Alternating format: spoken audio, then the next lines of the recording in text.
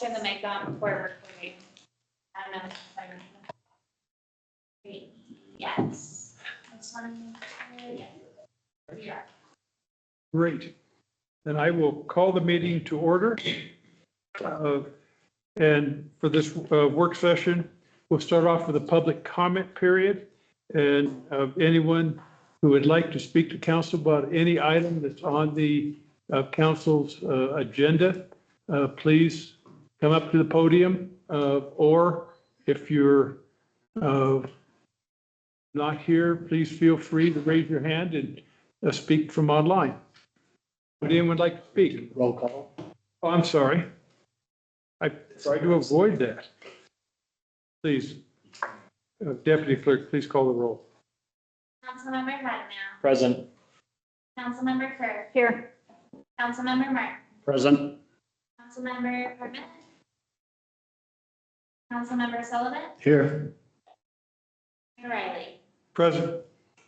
There are 5 members present. Thank you. And now we'll go back to the public comment period. Would anyone like to speak to council? We only have one person here. Is anyone online like to speak? Anyone raise their hand? No one raise their hands? No in person? In that case, I'll declare the public comment period closed. And now I'll turn it over to the town manager for the housing needs assessment. Nice try. And I will turn this right over to our community development director.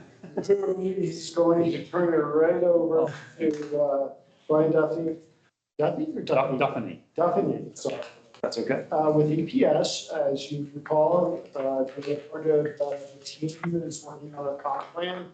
And basically, we took what is in front of you to the Planning and Zoning Commission last month. And with all these bits and pieces of the pending master plan, this is the housing needs assessment that statutorily we're obligated to do anyway. So, Brian. Yeah, I'll introduce myself. I'm Brian Duffany. I'm a principal in economic and planning systems, which rolls right off the tongue. We're a land use economics consulting firm in Denver. Do a ton of work in mountain towns on economic and community development work, on housing, a lot of resort base areas over the years. I've been doing that for about 20 years or so. A little bit about me. I have a dry eye issue, and the dry mountain air really aggravates it. So if you see me blinking a lot, that's why. And what else? Let's see. I don't know. Let's dive into it. So I think Gabby has the packet and can share the slide deck, and we'll just. Full disclosure, I'm also monitoring the chat and the Okay. people. So if I do have to switch gears for a second, that's why I'm not trying to neglect the PowerPoint, but constituents seem to be enjoying. No problem. Just a heads up. Yeah, if I need to, I could join Okay. from my end. Awesome, thank you. I'm sorry. Oh, yeah. I also want to note that Dylan McBride is online with us in the group to also potentially help us with any questions. Yeah, go ahead to the first one, the first slide.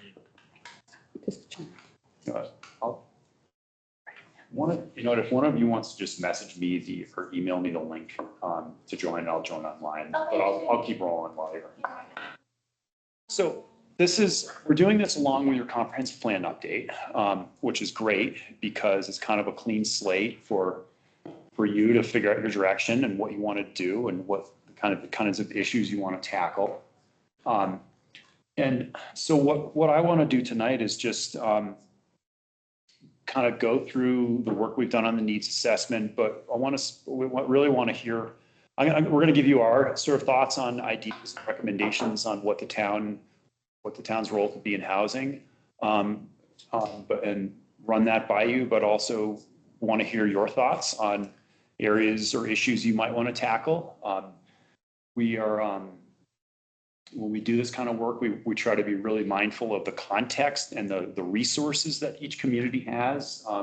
There are all kinds of standard toolkits of best practices that you look around that other communities might do, but they might be A, really expensive to run, B, take a lot of staff resources, or require kind of different market conditions. So there's a lot we're thinking about that. A lot we're thinking about in trying to develop these recommendations. Go to the next one.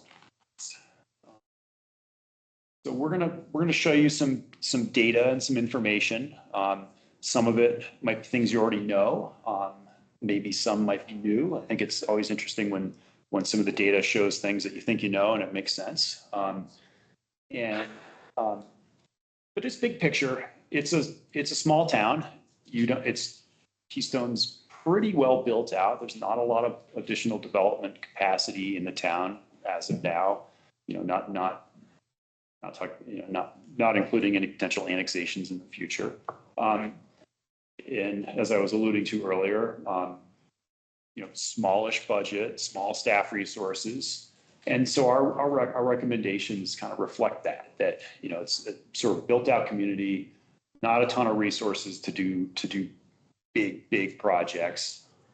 You do have a housing fund, which is a great first step. And that's where you're getting your 5A and 5B sales tax revenues that's distributed through Summit combined. So that's just some of the existing context. Go to the next slide, please. I'm going to see if I can join here. Thank you. Got from Jess. Thank you. Take a little load off Gabby here. And I'll give you access. Perfect. It's me.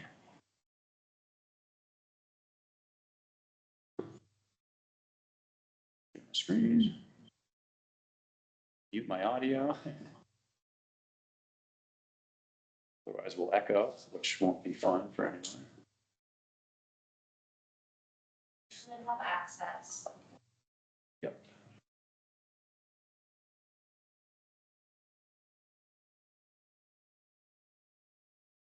Go.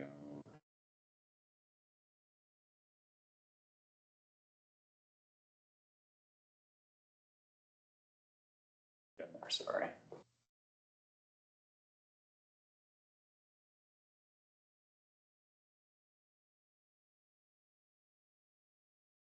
Perfect.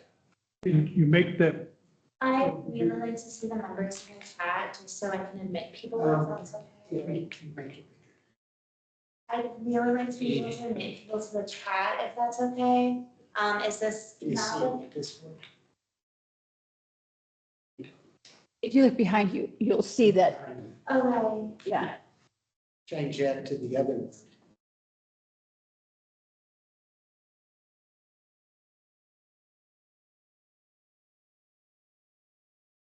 And for everyone?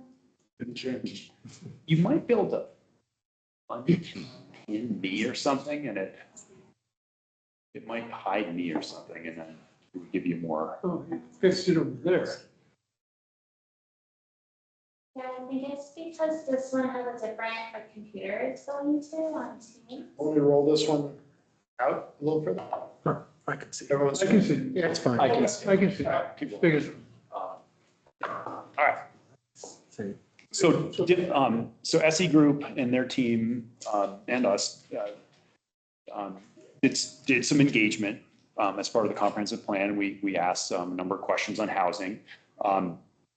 And I think a key thing that came out of that, also echoed other themes that were coming out on the comprehensive plan, was people would like to find ways to make Keystone more livable, more attractive to full-time residents, more of a complete community.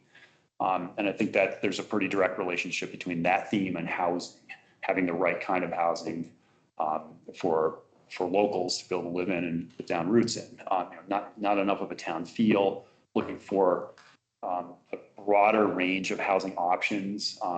But the comment was that really the only options here right now for locals are employee housing and affordable rentals. So trying to broaden the options for different types of rentals, maybe ownership options as well. I mean, very similar themes and issues that you would hear and observe in the rest of Summit County. Could I ask a quick clarifying question on that? Sure. So, and I know that it was called out in the report pretty early on about how the sample area, right, included the census designated area, Yeah. not necessarily the town bounds of Keystone. So do you think, taking into account that most of Wintergreen is not in the town bounds of Keystone, that you would make that same assessment, that there is even affordable housing units available to those that live in Keystone? You take those out and there's even less.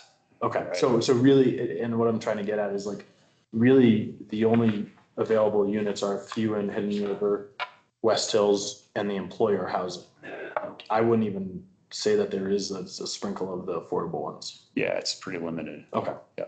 Thank You know, you.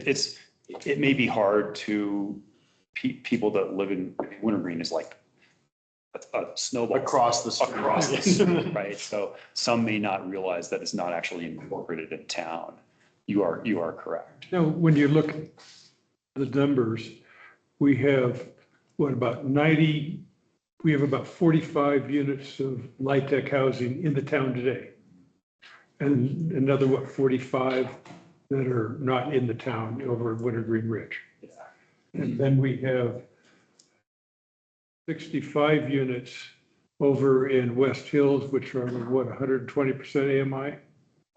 That's nice. Yeah, the max over there. And then you have the stuff over, a smattering of stuff other than 30 or whatever it is in West Hills. I'm over in Hidden River. 16. Yep. 16. 16. That's, kind of the qualitative sides of things that we've heard. So we'll get into some data. So household income, the income distribution kind of trends lower in Keystone than it does compared to the rest of the county. We think that that's just kind of the nature of the job base here. It's much more heavily concentrated in tourism jobs than in the rest of Summit County. And Summit County, it already is pretty heavily concentrated in tourism. So, I mean, you just have to look around and see that, the major employer is the ski area, and that's really the main economic engine here. About 70% of the households in Keystone earn less than 80% of AMI. So for a two-person household, that's about $78,000 a year. Now, how did you, there isn't really a breakout here of the seasonal housing group and the full-time resident group. Is that number skewed at all by the seasonal housing? These data, we should talk definitions for a little bit. These data reflect people that report Keystone as their usual residence. So these should include people that live in Keystone full-time. So you're telling, and just so I'm understanding this correctly, put myself in the position of a lifty who moved here for the winter season. I may only be here for a season or two, or I don't change my residence. I don't change my driver's license. I don't change my car registration. There's nothing tying me to this besides the credit card payment I give to Vail for my housing and my paycheck coming to me. Yeah. They would not, that, like me as a lifty, would not be included in this data gather. Well, tricky question. They might not. So data in small mountain towns like this is tricky because it's a small community. We have to use 5-year American Community Survey data, which is a 5-year average. There are margins of error in that.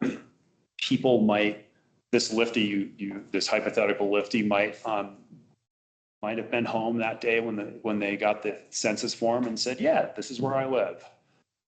Or they might have, filled it out as I live, my usual residence is somewhere else. So there are margins of error in this stuff, but it generally reflects full-time residents. Mentioned the census forms. They go out via US mail, Yes. and they go out by US mail to deliverable addresses, right? I think so. So the fact that we don't have home mail delivery in Keystone for a majority of the community then means that a major piece of our demographic probably wasn't even addressed. This is embarrassing. I honestly don't remember how the census distributes it. This is the best data we have. I mean, it's just, you have to take all this stuff with a little bit of grain of salt. We want to look at broad indicators, broad trends. We can't pinpoint things to the person. And I think what I'm trying to get at is I'm trying to understand the confidence in the data, because if we're identifying a bunch of really unique things for Keystone and other mountain towns, right, that might not have deliverable addresses, that might have a super seasonal workforce that aren't getting addressed by these, that's important for us to consider when we look at this data, because we don't want to take this as the holy truth, right? If we think that there is some potential issues. But let me give you an example. West Hills does not have mail delivery. Wintergreen does not have mail delivery. Hidden River Lodge Does. Do they have mail delivery in there now? Yeah, they have yes. Ah, all right. And then Loveland Pass Village does. Does. But majority of our existing workforce housing, including all the seasonal, does not. Sagebrush does not. Sunrise does Does not. not. Tenderfoot does not. Yep. So that's, when you're looking at relying on the census data, I recognize you have to. It's just, There's nothing else. there's nothing else. Unless you want to spend a lot of money and take a lot of time and do a household survey, which you can do. We just did one in Eagle County, San Miguel County, and Routt County. And they provide a lot of useful information, but they're expensive and they take time. Have you noticed Eagle County in particular, right, or any other similar destination areas, have you noticed a difference in the census data versus what I forget the survey you talked about, what it's called? They come in pretty close, Okay. honestly. Even when you look at a microcosm like Eagle itself or Vale itself or a specific county. At the county level, they tend to line up pretty well with the ACS. Oh. And I understand your concern. I want to try to comfort you a little bit by saying that I've been doing this work in small communities for a long time, and you have. I think I would just say again, places like Telluride, Mountain Village, population of Mountain Village is like 800. It's tiny, and you have to. I think the data is one piece of it. I think what the community observes and feels is another piece of it, and so we're looking for kind of broad indicators, which way the arrows point, up or down, right? So we don't get too off track, let me just add this. This is something I see on the US Census webpage. The US Census Bureau in 2020 sent postcards between June 24 and July 3rd to an estimated 1.3 million post office boxes in communities where PO boxes are the only mailing addresses available. I'm not sure if that answers it, because some people do have it available, but But if they did that, that would put all those responses in Dillon. I don't know how to. I'm not an expert on And understand, distribution. just go ahead. We have a limited amount of time. Yeah, And I think the town manager wants to hold this, and I think I do too, to about an hour. And then we can, if we have other questions, I'd like to make sure we get through the presentation. But, and then if we have questions that don't get answered, then council members can forward that to the town manager or comments that they'd like to make, and then get them on to you, if that makes sense. perfect. All right. All right, moving on. Home prices should not be too much news to people that housing is expensive in Keystone. Median home price, I think it's useful to look at to break it out between condo and single family. There's just not a lot of single family compared to the condos. Median condo price is like $825,000. That's expensive, right? Relating back to what we were just talking about, I think probably the most defining feature of Keystone in terms of housing is how many housing units there are compared to how many housing units people that are lived in year round. Right, so about 17% of the homes are lived in year round. So the remaining, what is that, 83% are, second homes, vacation rentals, et cetera. And if I recall the graph correctly in the presentation or in the report, we are significantly higher than the rest of Summit County for vacancy, right? Yeah. Yep. And that's just, it's a mountain-based portal. It was also how the community was built. Yeah, exactly. Yeah, it's how it was designed. Yeah, no. That was the purpose. It's hotbeds to drive the ski area and drive the visitor economy. And that's you're not the only one, right? I mean, there are dozens of other communities like this in Colorado. Maybe not dozens. And then the housing stock, again, this is we're good at stating the obvious here. Most of the homes are in multifamily structures, so it's mostly condominiums. And a lot of that housing stock is really set up to be used as part-time residents, used as overnight rentals. They're going to have amenities and things that add to HOA costs that aren't necessarily as appealing to locals that don't need that stuff. So they can be expensive to live in. On the economy, just how much more concentrated in tourism Keystone is compared to the rest of the county. The dark blue line under accommodations and food services, that's over 80% of the jobs in Keystone, compared to about just over 30% of jobs in Summit County. So, and then interesting kind of commuting patterns too. Only about, this is a tricky one.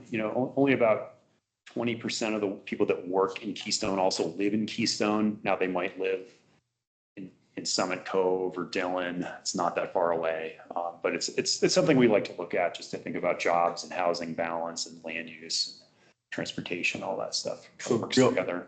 Real quick, while we're on this one, we're talking about this low percentage of people that live in the Keystone census designated area that actually work here. This graph, right, and please correct me if I misread this, but I just want to make sure I'm understanding it correctly. It's basically saying that we have 2.5 times more people that work in the lowest paid sector that live in our community, right? So we have accommodation and food services, the highest percentage of people that live here. That's 2.5 times more than the county average. And that's the lowest paid sector. So we have a higher percentage of low paid individuals that we need housing. 80% divided by 80 over 30 is, 2.5. Yeah. Okay. Yep. You're 2.5 times more concentrated in that industry than the county. Of the jobs in Keystone, what percent of those are seasonal workers? I don't know. There is a chart in the report that does break that down a little bit.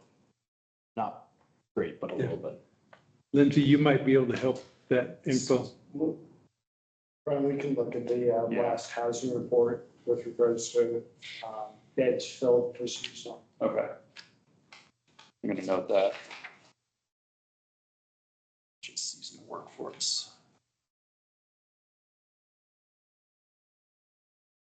And Lindsay, we may have to get permission from Vail Resorts to release it. John and I can work tomorrow. So the report, if you've looked through it, so there's two purposes to this. One is to inform you and work with you to kind of think about housing strategies and housing policies in Keystone. The other piece of it is that the state legislation, Senate Bill 174, requires communities to do housing needs assessments to be eligible for certain types of funding. Within that legislation, they require you to produce an estimate of need. I do not like producing estimates of need because numbers take on a life of their own. I think communities get too focused on how many units they think they need, and it can become paralyzing. I'm going to present these estimates of need, but I think I would prefer that you focus on the strategies and what you think the community what your role is in housing, because it's really hard to estimate need. There are so many factors that go into it. It's complicated, and I think us economists say all models are wrong, some are useful. I think this is useful and informative. And the other comment on these estimates of need, that nothing in here is legally binding or a mandate. I think that's the other thing with some of the newer housing legislations. It feels like a mandate. These estimates of need do not in any way tie you or commit you to doing anything. So our estimate of need for Keystone is 145 units, and that you could think about that as over 5 or 10 years. There are several components of that detailed in the report that if we want to get into the details, we can show you how we got there. I'll give you the high level version of it. We break it into 2 components: existing shortage, which we call catch up. So you're catching up with existing deficits, and then keep up. Keeping up is essentially keeping up with job growth. So it's how much housing do you need to support the labor force associated with job growth in the community. And most of the time, the catch-up need is much larger than the keep-up need, just because, especially in mountain towns, just because of the extent of how imbalanced housing costs are compared to local wages and incomes. So on the catch-up, the existing shortage, we're looking at people that have long commutes. We are looking at to my cheat sheet, apologize here. What do you consider a long commute? Yeah, that's a great question. We define that as coming from outside Summit County, Copper, and Breckenridge. You consider Coming from Breckenridge? Well, let's talk about it. Did you- Long or isn't long? Not deciding, what did you do? We defined a long commute as coming from outside Summit County, Copper, and Breckenridge. So if I lived in Breckenridge and drove here to Keystone to work, that'd be considered a long commute? Yes, I think during the winter, traffic, I weather. make the drive every day, so I understand. Yeah. Oh. So, I think the other thing to add to this is we substantially revised this down from the numbers we presented to Plan Commission. We took a lot of feedback from them, hashed this stuff out, and I think we were vastly overestimating the in-commuting need. So our need was around 400 units when we were talking to Planning Commission. But that need is linked directly to the jobs here currently. Is that correct? Because you're talking about in unfilled jobs, Yep. in commuting, overcrowding. So Right. if we had more jobs, then it would change. If you have more jobs. It's based on how many jobs are here right now. Yeah, it's Most of based on those. estimates of the number of people making long commutes. So the idea being To a that, job. yeah, to a job here, right? Okay. So the idea being that a common goal in housing and land use policy is to try to better align jobs and housing, right? To minimize longer commutes because it has impacts on social fabric. It's time, it's who wants to spend more time in the car if they don't have to? It's dangerous. Their environmental impacts as well. Real quick question. Was Breck a big number? Breck and Um, Copper? I mean, would it cut it in half or? Not a big number. Not a Okay. big number. Most people. Quick question, just digging into the numerics in the report, it states this includes 203 homes to existing housing shortage and 33 units, but the graph had different numbers. Is the graph correct, or is the paragraphs in the summary of need correct? Page 39, in case you want to look. I would go with the table. Okay. We made some rapid revisions to this between Planning Commission and here, so we may not have caught a couple things. That was probably the initial one you were mentioning. Yeah. Okay. Thank you. Good catch. So, So the existing shortage, is coming largely from the in commuters. So our existing shortage is about 112. Roughly half of that is coming from trying to reduce long commutes. And it's kind of a policy goal. I mean, it's something for you to think about. If that's, sort of an objective that you agree with, you can run it. If it's something you don't, then we can certainly modify that. How did you determine where people were commuting from? We use data from the CTPP, which is the Census Transportation Planning Package. They give you some estimates of where people work versus where they live. Unfilled jobs is the other component. One other question. When you look at housing in Keystone, what I haven't seen, I see a projected need. I guess my question is, right now, what is to figure out what our current situation is, would I then subtract the projected need today from the existing shortage? Or the No, existing, yeah, it says existing shortage. You would add the projected need to the existing shortage. So where are we today? In other words, what is our situation today? Your situation today is the existing shortage, the 112 units. But that doesn't, so what should we have today? It's a great segue maybe to the next slide.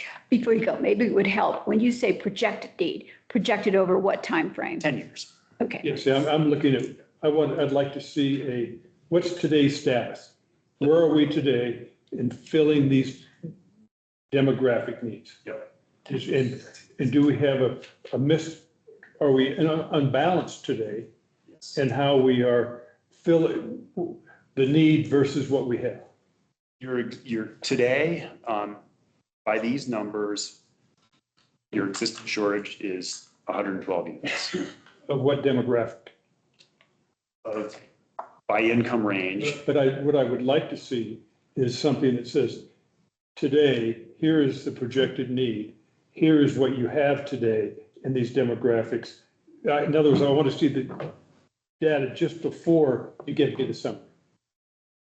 He's looking for current units. I'm looking for current units against the need by demographic. So current affordable units. Yeah. Yeah. Workforce housing, it's not affordable, but it's workforce housing. Well, this would be above what, this is above your existing affordable housing inventory. But I don't know Okay. what, We don't have that I broken. don't have that We data. can't look at that, so Got that it. would be helpful Okay. if you have it. I think we do. Yeah. I think it's difficult to look at. Yeah, I think we should have brought a little more to this presentation. So I apologize for that. I think it's difficult to look at your needs in isolation. I think it's important to think about the region because labor markets, housing markets don't necessarily follow local government boundaries. And, affordable housing has been a challenge countywide for a long, long time. And many communities have been working on it for decades. And there's a range of other estimates of need out there, I think, that are worth looking at.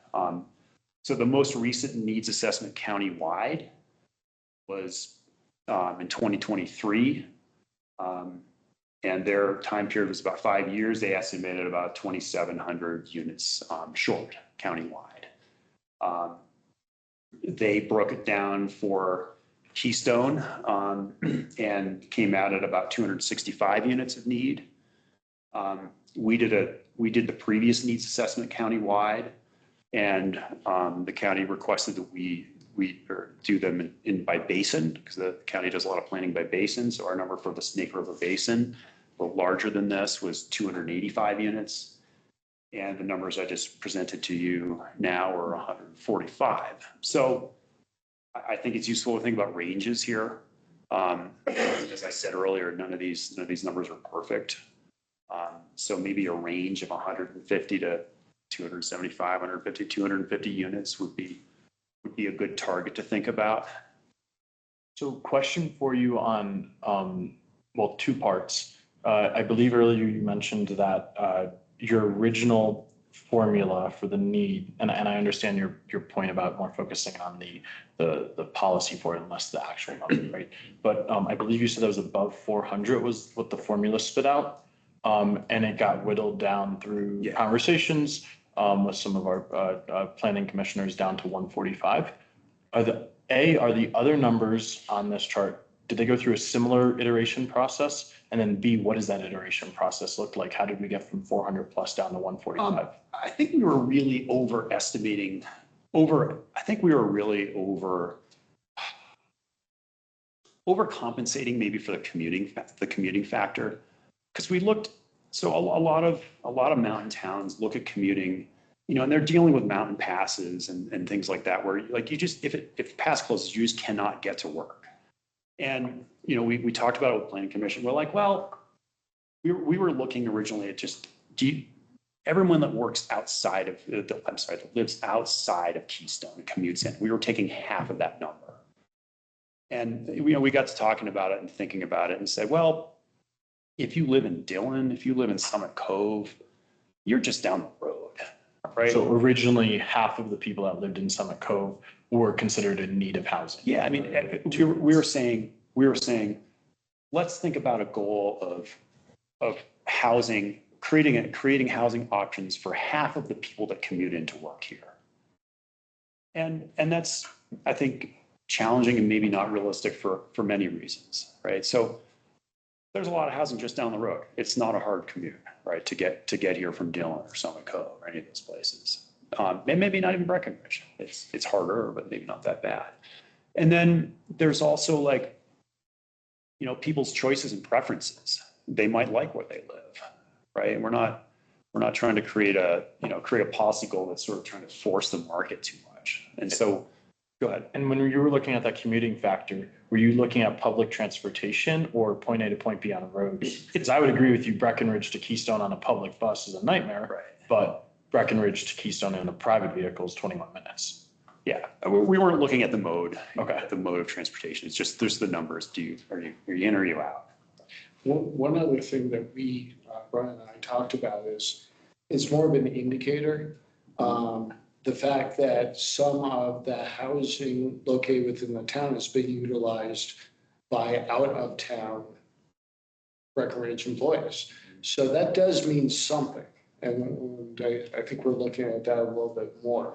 Just the need, I mean, if the Keystone employees had a greater need, I believe that they would in part utilize more of their housing. Well, I would also push back a little bit on that because our major employer is the one that dictates to a degree what housing is available for employees. If I was a Breckenridge employee, I'm not going to go knock on the CEO's door and be like, I want housing in Keystone, right? They're going to laugh at you. But so I think that needs to be, I understand like the private market, if you wish. Yeah. Yeah, so this is where we were. These are the ranges of need that have been, you know, done over the last few years for Keystone. You know, everybody in Summit County is working on housing. Every local government's trying to do as much as they can with land use regulation, with funding, with P3s to build workforce housing. And, you know, like no one community can do all of that, you know, can build 2,700 units. And so it's, you know, it's very opportunistic. You do what you can with the resources you have and the opportunities you have. So, all right, let's get into our recommendations. Kind of got 5 big ones. They're very much up for discussion, up for your input. Funding, land use regulations, P3s, and then I think the primary focus is kind of the public-private partnerships, P3s, and then housing preservation and what we call incremental and general infill around ADU. One of the things you didn't address in this report, but is addressed well, or is addressed in the draft, is the stock of available housing and the numbers. Okay. And my concern is the housing need for someone who is a seasonal worker and is here for 6 months is different than the housing need of a full-time resident who is a full-time resident working in Summit County. And when you look at the housing units that are allocated, that are mixed between the two, particularly on the Vail Resorts housing, they're not required to treat those units for the occupancy particularly the same way that you would treat a full-time, that you're viewing to treat the housing units. And they don't even count bedrooms, they count beds, which is totally different way of looking at things. And so I think it's important to understand the difference of our seasonal housing need, how many beds or what's our ability to meet that? Is the current, and this is probably a qualitative thing the town would have to eventually provide, is the current packing people into the seasonal housing the way we, from a long-term policy standpoint, want to be supporting that seasonal workforce. And with the numbers, that's why I'm hung up on current need that we have, is when you mix the seasonal and the full-time, you get lost real quick. And I don't think you have an accurate picture of what current need is, and I don't know whether it's more or less. May I ask a question on that? So when you're talking about available housing stock, are you talking about that there's a lot of empty units in some of these developments that Gorman is running? I don't think there's that many empty units Gorman's running right now. There's some, but I don't believe it's heavy. What I'm more concerned about, I'm not talking about Gorman's units, except for the 3 buildings of Vail Resorts of seasonal housing. Because what I'm getting at with my thought process here, right? When you look at table 12, you're looking at deed restricted properties and units in Keystone, and the village at Wintergreen calls out the AMI percentage being 30 to 100% AMI. It is unrealistic in any way, shape, or form to think that somebody on a 30% AMI is going to afford $2,800 a month plus $150 per vehicle parking plus utilities. But their rentals are significantly less. And that they are? Yes. Yeah, if you are in light tech housing. Nope, that's different than the village at Wintergreen. The Wintergreen Ridge is the light tech. Yeah, or did he have? Yeah, so what I'm trying to get at with this point is that when we're also looking at available housing stock, is that the village at Wintergreen is realistically not possible for somebody to live there at 30% AMI. Yeah. And so I wonder, when we look at the comparison that we have X units available for X AMI group, there should be consideration. So, yeah, Wintergreen, there's two complexes for light tech housing in Wintergreen. Yeah. Those need to be considered based on their AMI. The rest of Wintergreen's 120% AMI. So we need to understand, and that's what I'm talking about, do we have the right, where's our mix today? Let me try to state it in different words to get my brain in tune to what you're looking for. So a comparison of housing units by the income range at which they're affordable to maybe the households or the jobs at those income ranges. Okay. Yeah. And that's what I was, and sorry, I know we're going back 20 minutes at this point, but that was what I was trying to get at with the question of 2.5 times more lower income generating folks live and work here. Yeah. I think we're going to find that it's pretty out of whack. And that's what I have here. That's what I want to understand. Okay. Are we out of whack?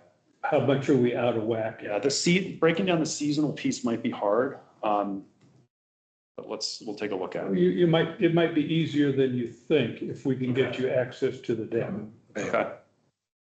Okay. Heard, noted. Did you also take into account the fact that a lot of these units, mostly Vail Resorts, right, are not long-term livable units, and they actually have caps on how long you can live there.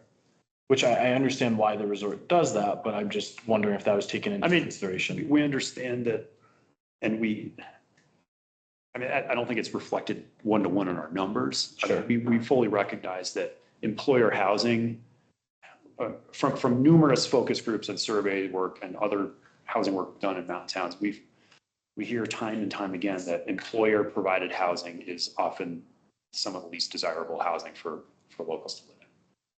It's sometimes it's not well maintained is one issue. It's dorm style sometimes. And then the idea of having your job and your housing kind of tied together is not very appealing for a lot of people. And I think I've maybe been sidestepping around this a little bit because sometimes there's always the tension between whose responsibility is it to manage the seasonal employment demands of the ski area? Is it the town? Is it the resort? Is it both? You mean being able to house them? Right. I think the answer is yes. Yeah. And the reason this is scary is because I think I forget the exact number, but I think it's 62% of our available housing are units controlled by Vail Resorts. Yeah. So again, that's not really housing for our community. Yeah. With an asterisk. I think our slant on this has been a little more focused on like long-term locals housing to retain the people that have been here for a while, the managers, the head lift people, the professionals, things like that. Go ahead. So when you were presented just now with, is it the town responsible for seasonal ski employees, or is it the ski industry? And you agreed with the answer of yes, both. Can you share your thought process? It's not for me to agree with, that's for you, because you're the policymakers. Oh, I thought I heard you did. Okay. Maybe it was just I'm not trying to put you on the acknowledging spot. being amenable. I just wanted your Your thought process. I think it's hard, it's every community has to, figure that out on their own. I think it's often a partnership because the communities see the resort's the economic engine, right? And they see the value of working together. So it's complicated. I appreciate that. The reason I said yes is because we have a PUD that actually has requirements in it for housing for seasonal employees. And so we have a role in that as we oversee that PUD that addresses the Keystone PUD and Vail Resorts housing. Now, there's some funny things happening around that, but How are we doing on time? you need to go, and I need to be quiet. Okay, so we're gonna cruise through this lightning round. Funding, you already have some funding in place through the Summit combined revenues. Other communities have considered other sources like additional fees or taxes specifically on short-term rentals, property taxes, et cetera. Are you interested in exploring any additional funding for housing would be one question for you to think about.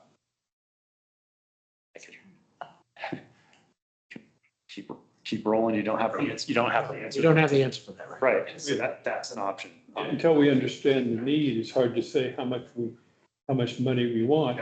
And I'd be hesitant to go forward and look for money without saying how much. Noted. What the plan is for, particularly with the only right now potential areas for future development of housing is 6 acres of land here. Yeah, there's not much. And that's why we're going to gloss through this one as well. I mean, this is something to think about. Lindsay and I are going to talk a little more about whether these really even make any sense here.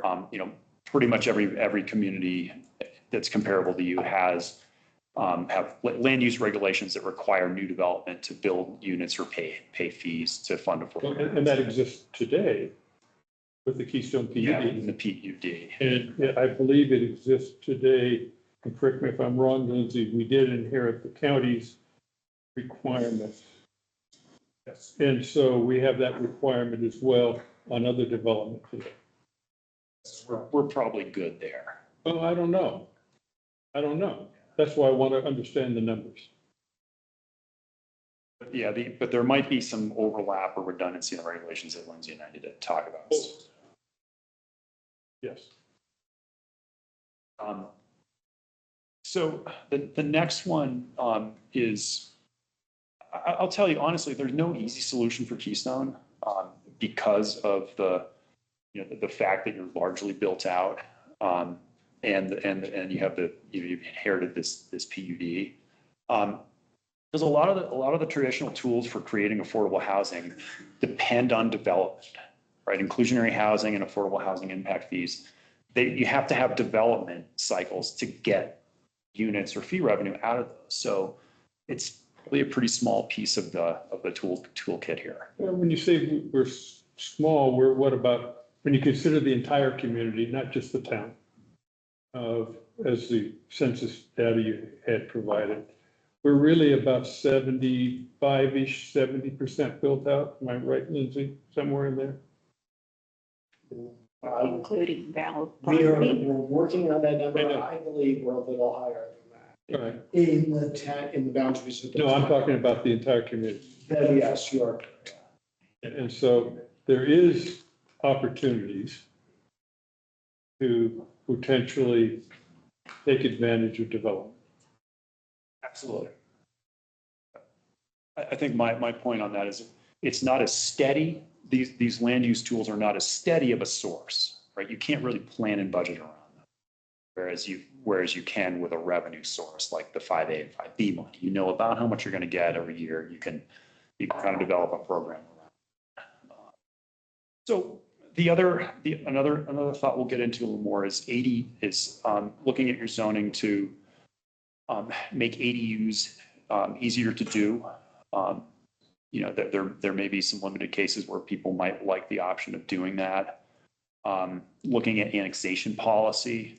So Breckenridge has an annexation policy where they require anyone annexing into town to provide 80% of the units as affordable. I mean, that's a really high target. There's not necessarily recommending that template here, but in annexations, towns tend to have a lot of options and leverage to negotiate. So understand that there are 5 parcels in Keystone, 3 of them are golf courses that are tied right to the town.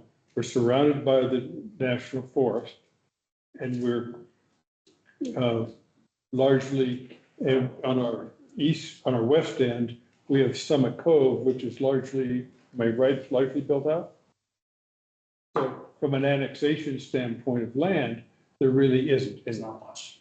There might be one large opportunity around the base, and there are a lot of ifs around that. Oh, yeah, in those parcels, absolutely. The one area which is already is projected, but you have opportunities around Mountain House. You're absolutely correct. Like none of these things are a slam dunk. Like are going to change, fundamentally flip and change Keystone. These are all very limited, opportunistic things. Have in your back pocket. So public-private partnerships, the word gets thrown around a lot. It's really important in affordable housing development. I know you have some land here that we're sitting on that could be in play for housing. Absolutely something to think about in terms of potentially partnering with a developer to do something there. Housing could be a part of that. Sometimes communities will actually buy land and then contribute that into affordable housing projects, because having free or highly discounted land is really the only way to make affordable housing development work. The costs are so high. So that's kind of a no-brainer to think about. Again, pretty opportunistic. It's not something you're going to do every day, but absolutely something that you should have in your back pocket. So now we're getting into the more kind of granular, programs that are they're not going to produce hundreds of units at a time. They're going to be programs that you're going to work on over time. These deed restriction incentive programs have gotten really popular over the last 5+ years. That's using funding to acquire deed restrictions on existing homes. It's cheaper than building new affordable housing. So you pay typically 15 to 25% of the appraised value of a home in exchange for a deed restriction with varying degrees of restriction on it. Some are price capped, some are not. They do typically all restrict, occupants to people that live and work in a defined area. People that take advantage of that are sometimes people that are maybe aging in place and looking for a way to keep their home. They might have big repairs that are needed. Maybe they're delinquent in mortgage or tax bills, and that infusion of cash helps them stay in their house. And then you've then created a permanently affordable or attainable home in the community for the length of the deed restriction. So while the restriction is in perpetuity, is it realistic, right? If we're talking about a temporary infusion of cash, is there potential cash flow issues down the road that have been noticed in any other communities that have done this? These programs are pretty new, but no, I mean, they still own their house. I mean, it might help them, it might help them get caught up in mortgage payments. I'm not sure what you, maybe rephrase the question. So if they needed help now, what's stopping them from needing help in 10 years? Right. They won't be able to get that infusion of cash in 10 years. I think that's probably I have not heard of that being a problem. The question about the example of your deed restriction of somebody that would like to monetize a little bit their money or their house right now, is that common for a transition to deed restriction? They're just about every municipality in Summit County has these programs. They all started doing them 10 years ago. And it's used a lot for Successful strategy. They're pretty successful, yeah. Eagle County has started doing them. I didn't prepare like an exhaustive list of case studies. There are dozens of examples of these around, and people are finding they're pretty successful.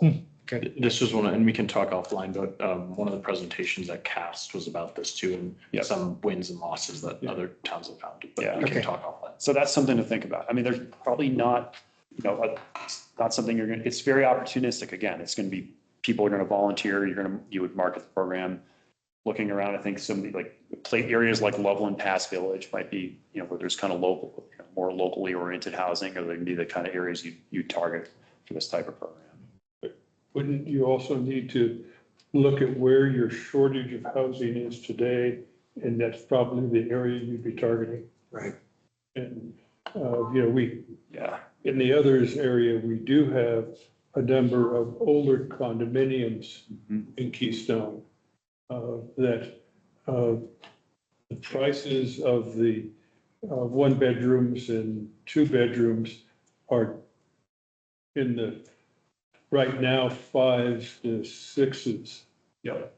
That may be able to support a lower income demographic as you're looking. Those are possibilities as well. Those would be possibilities to consider. All right. And I think there was someone that came up in Planning Commission, I think. And that exact point. Yeah. In fact, those condominiums have historically, before the prices went up, had been historically purchased by part of the workforce. Yeah. When the cost was lower and there's still market rate.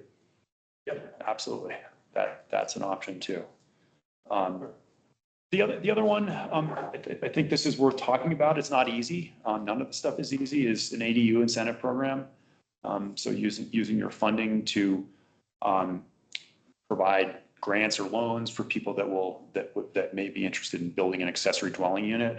They are expensive to build, and if you're tied to the town grant money or a low interest loan, would be some affordability or deed restriction requirements. There are a lot of ways to structure these things. There are probably some pretty limited areas where this would work in town. There's a bit of zoning and code update you'd have to do. Not my expertise to get this to work, but it is something to think about. I think the lower hanging fruit is probably the deed restriction incentive program. The ADUs, a lot of communities we're working with are looking at them. They're just not getting a lot of traction with people because they're expensive and they're complicated. And it's probably minimum $350,000 to build one. Well, and also you need land for this, right? So really Yeah. the areas in town that this would even be possible are going to be single family homes that typically are more expensive anyways. And some of those people probably want the privacy. They want the land. The reason they came here and bought a single family home was for the land. Exactly. They're not going to pop another mini house on The it. people that can afford to build them don't need them and or won't use them for the intended purpose, right? And then you have, and on the zoning piece, like you have to be really flexible, like the places that are really going for these things are, I mean, they're almost eliminating setbacks and really, really loosening a lot of the density and parking restrictions on lots and all that. So that's something to think about, may not be for you. That concludes my presentation. Kind of question for John, really. It was, I went through all the detailed work behind it. And it's really a great starting point. It really is. I really appreciate it. Still have a lot of questions. Sure. And so my thought, I mean, I knew we weren't going to do that today. This was kind of introduction. The process going forward, John, my thought is, as individuals like me have questions, should I forward them to you about the study, about, and then you can kind of disseminate as appropriate? Filter through me and we'll work. Yeah. Do you anticipate, again, this report is sort of the backbone of some of the housing related goals, policies, and objectives that are going to be in the master plan, which is coming your way very soon. In fact, I'm trying to get a draft copy of plan, or at least the majority of the elements, to Planning Commission next month. So actually this month, but we'll probably go over. Yeah. So do you think we're far enough along with this study to keep developing the housing element of the comp plan? And the second question really is, do you see a need to circle back with EPS with regards to this? Okay. Yeah. Based on these questions. I think we'll have questions about that, well, we brought up a few of them here today. Yeah. That could, change some of these numbers, which would change our thinking a little bit. Okay. So I think we would have to do another And kick. that is absolutely fine. Where we are with the housing element of the comp plan is really incorporating what we've heard from the public. So we can circle back with specific recommendations based on this data as well. But I am hearing clearly that come back one more time at least. Yeah.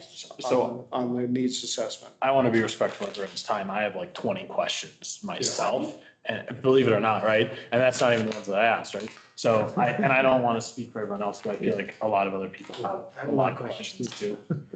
My question on that, is there a way, Jennifer, that we would be able to ask without breaking any open meetings laws, our questions, so that the larger council can see what our questions already asked, and that way John's not getting 6 of the same questions. So my recommendation was give them all to John, let him consolidate, and he'll tell. Okay. Okay. Let your staff filter those out. Cool. So what did we just decide? We're all Send John. John your Question. questions. You'll deconflict if there are multiples, and then when you get the answers from our consultants, then what? They'll be passed out probably at a meeting. And a staff report, perhaps. And if applicable, We'll make this some needs revisions. assessment will be Right. amended to accommodate that. But that's my point. I just want to know how we will get this information back so we can Yeah. determine that. Thank you. In a setting like this, but ultimately, if applicable, it'll work its way into this report. I'd add, I'm interested in technical number questions, but also interested in like your bigger picture ideas, like what do you want? What demographic or what type of resident is, do you think needs the most help in this stuff? What, you want to see? What kinds of housing? What do you think what's your biggest priority? So Well, I think everybody have different ideas at this point. And really what I'm looking for, the needs assessment to give me is some good data that then we can all look at as a baseline as we start to craft a housing strategy going forward. Okay. That's what I'm looking for. And I don't, the fact that there's other programs out there, yes, I think that's important for us to see. But I frankly, at this point, care less about your recommendations and more about having good data that we could look at and that we can come up with our own, because we are going to be, I believe, funding some a beef up in funding for some staffing, work housing. And I think it's going to be important for us to then be able to turn staff loose, given some policy guidance from council to go develop a program. Does that make sense, guys? Yeah, I think we can refine these. I think we can refine the needs or the gaps to kind of get at your question. Thank you. Thank you very much. Thank you. Your patience with Good us. questions. Yeah. All right, and You're again, asking questions, it means you paid attention. this is a very important topic that will have far-reaching impacts on this community. The future of the community. Thanks. Yeah, thank you very much. You're welcome. All right, next item is RTA formation of committee MOU and Mr. Town Manager. Okay, later this evening in our regular meeting, I will be asking you to approve the MOU with the county and the other towns in the county to form an RTA, Regional Transit Authority Formation Committee. Now, we have the summit stage. This would take the place of the summit stage. Maybe. This would take the place of the summit stage. Summit stage operates on a 0.75% sales tax, approximately $19.3 million a year. That would fund the RTA. Going forward, the RTA will be a unique independent government with the ability to go to the voters and ask for taxes, apply for grants, go into debt, certificates of participation off of their assets, which will be transferred over from the county. This MOU does not commit the town of Keystone to anything other than appointing a representative to the RTA Formation Committee and a representative to the Technical Advisory Committee. They want to go forth with a vote in the November 2026 election, it looks like. All of this is simply being considered, and the purpose of this committee will be to consider it in more depth and see if we're going forward with a vote for an RTA in 2026. If we don't have a member on the committee, we're kind of cut out of the decision-making process. If the voters of Keystone, if it does come up to an election, vote not to participate in the RTA, Keystone will not be a member of the RTA. We could still contract for service, but we wouldn't be guaranteed service from the RTA. There are benefits to the RTA, but I'm not trying to sell that here. It's for the formation committee to put the sales pitch together if that's what they decide. So I guess, are there any questions about this? Yeah, just, it seems like you're saying we just want a seat at the table to see in the formation. And there's really no financial commitment at this time. When there is when they do go forward and they say, we want a tax. And we're just, at that point, we're a member, let's say, and we're outvoted. We say no, but 5 say yes, or whatever it is. And everybody else says yes. What happens then? But any questions about tax will not go to the towns. They will go to the voters. Yeah, oh, I realize that. No. So I realize that. So You're right. If our citizens vote to be a member of the RTA, we're a member of the RTA. Right. And if the RTA then comes back to the members with by members, I mean the citizens within the jurisdiction, it doesn't matter how our citizens vote if So it's, they might get a tax increase, yes, even though they don't want it. yes. Okay. I Just wanted like to- any county tax. I wanted to Yeah. And understand there that. already is and please correct me if I'm wrong, it's 0.7 something. There already is that tax on us, On everyone. on everyone in the county. Yes, Right. 0.75% brings in about 19.3 million. Okay.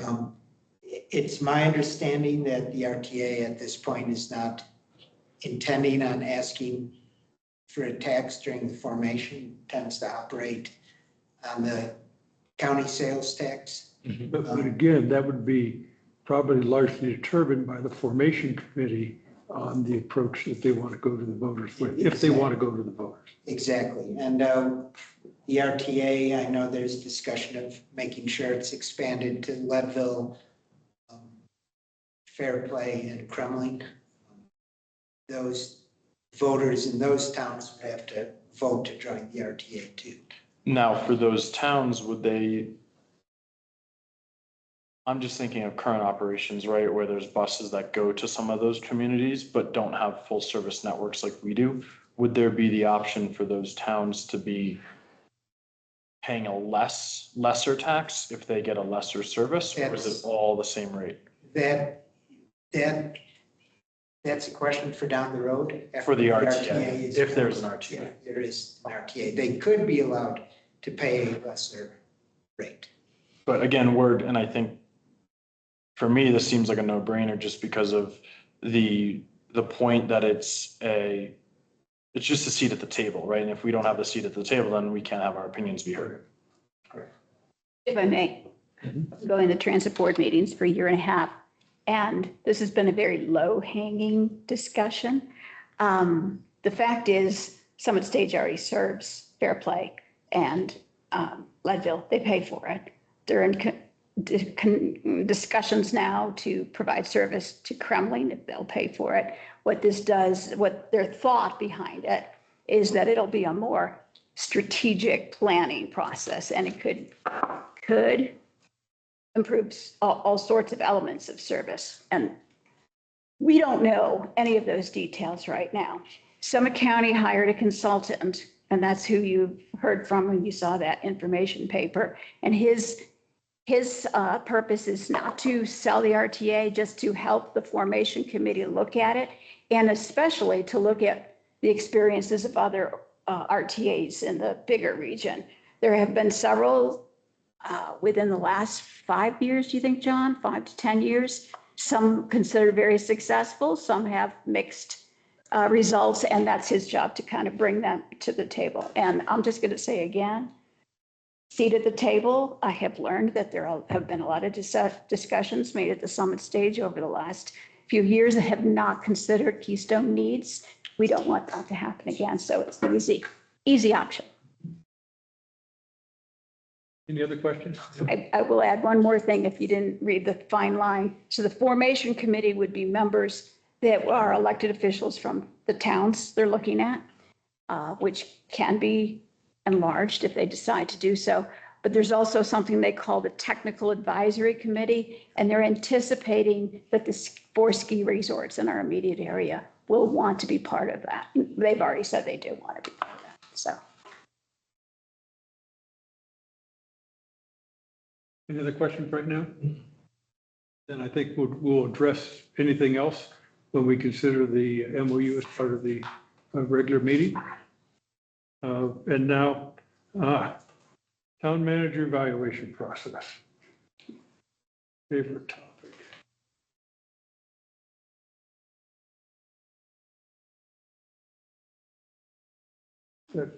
Today, and this is the first work session to talk about it. We're not going to talk about performance today. We're going to talk about a process and start walking down the path to establish that process to be able to perform a evaluation of our town manager. His contract requires us to perform a performance eval in October of each year. As part of that process, we would provide a rating for the town manager, give him feedback on performance. And also, as part of that process, we would also discuss and come to agreement on what salary increase he would have, if any. That would be up to, again, the council. All that discussion, and I see the town manager heard the word, if any. All of that discussion would occur in executive session because it's personnel. So today this is just an introduction into a process to lay out the process for the evaluation. Right now, I see this involving 3 different sessions. Today is top level and laying out an approach to develop some sort of a evaluation tool, an evaluation form. Next council meeting, and to get thoughts of council at the very top level. You've all received copies of what some other cities or towns have done. And then at the next council meeting, we will have come up with a draft that we should consider again in a work session of how we will evaluate the town manager. And then just because of scheduling, because we have to we have to select a new council member on the 14th. I'm not anticipating we'll have time at the session on the 14th to actually go through and do the evaluation. So I would propose that we would do that evaluation on the 28th of October. But again, that would be an executive session. So does that overall timeline approach sound okay to everybody? Yep. Only question on that is a lot of the forms that were examples were involving ratings, circling certain ratings, whether that's actually numerics or a word. And would we be able to, instead of doing in person, would we be given that, say, on the 14th of October to be completed by the 28th? No, I would propose to give that to you on the 28th of September to be completed. On the last meeting is 24th of September, I guess, is when we would finalize what that form would look like. You would then have that and use it for approximately 3 weeks, get that back in for consolidation. So the council would have a product to look at that included everyone's input on the 28th of October. And how would a new council member, if selected on the 14th, work into that? There are new council members that I would expect them to they could either choose to try to participate or they could abstain. Yeah. I wouldn't expect them to have a rating, although they could. They're a council member. And you touched on the fact that we have those 4 forms that were a kind of a cross section of what I've seen. And I guess from a top level, just before we go into, and I'm not looking to go into details, but a top level of what are your thoughts on the form? Dan? And I appreciate you digging all these out. When I looked at them, they all try to cover the same thing, but I was looking at the information in the second form, and I thought that the descriptions of all the areas was good and appropriate, but I really dislike the fact that you have to put a number by every little sub item.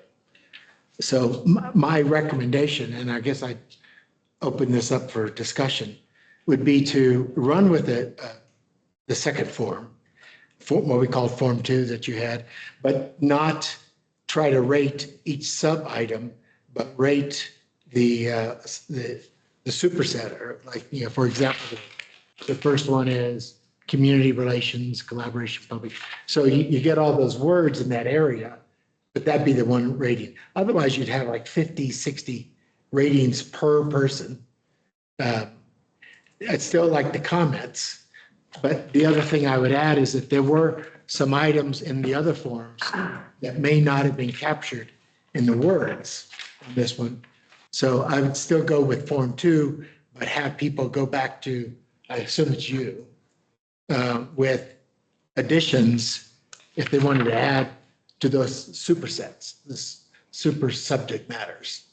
I don't know if that makes sense or not. Did I describe? Well, if somebody wants to, they could rate every single one under, and then say, oh, the average And is give us, this. yeah, they could do whatever they want to. Yeah, how they come up with their single number.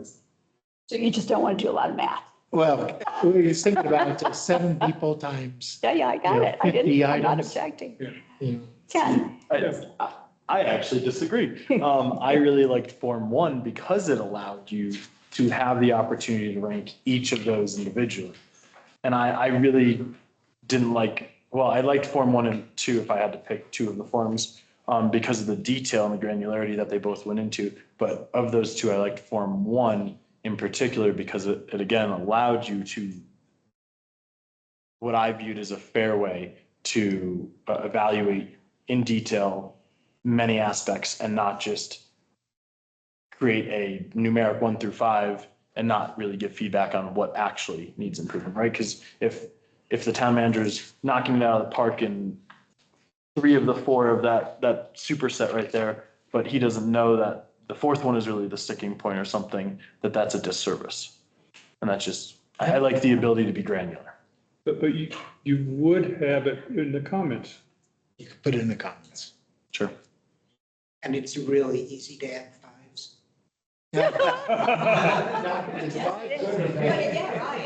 Which is good. What are the bad tricks? Ken? One is, Yeah, 1 is perfect. no. Carol? I hear some- Go Carol. ahead, Carol. So I'm not ready to vote for one or the other, but I noticed if you go across all the ones you proposed, some skew more heavily toward performance accomplishments. And there is one, I think it's number 3, that is really, seems to be measuring attitude. I'm not as fond of that. I think we need to strike a balance between those 2 items, the performance accomplishments and the attitude. But the reason I bring this up is I want to know, Ken, what are your thoughts? You've looked at this a little more intently than I probably have. Well, I'm torn. I like Dan, like the idea of going to something simpler than Form 1. I think Form 3 is not as granular. So I really do prefer Form 2. But the question is, in these areas, do we have the right things we want to evaluate? And do other folks on the council want to believe we need to add other items in those areas? And so and again, not presuming to drive the council in any particular direction on this, if we were to go with something like Form 2, what we would need, and I would propose, would be more than just me. Probably, if the council would agree, Dan and I, to give a look at it. I think we need a broader view than one person. To take inputs from all of you and what your recommendations would be to be thrown in, that then that Dan and I, or if anyone else would like to participate, please raise your hand. Then we could come up with that information into the form as well for consideration of the council in 2 weeks. I'm very much in favor of that. If you and Dan looked at a proposal and said, I don't think so, would you come back to the originator and say, let's discuss this, or just We should, throw it out of hand? if Yeah. I am on this group. Yeah. I'd be happy to do that. Okay, all right. Yes. So let me ask a different question and you can tell me, Ken, if this is unfair. To me, it seems like the number one reason to do this is to give John useful feedback as opposed to a rating, yes? Other than your desire for 5, if you just set that aside for a minute, and I don't blame you. 2 questions. One, do you think one of these forms is more helpful to you? Have you even looked at them? I briefly glanced at them, but any sort of feedback is good to me. I can process it however it comes at me. I've processed it at pillows thrown at me across the room, so. Okay, my second question, and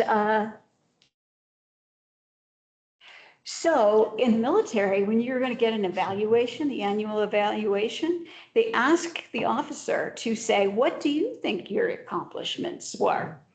And then the actual rater can look at that and say, well, I didn't see those, or yes, I forgot about that.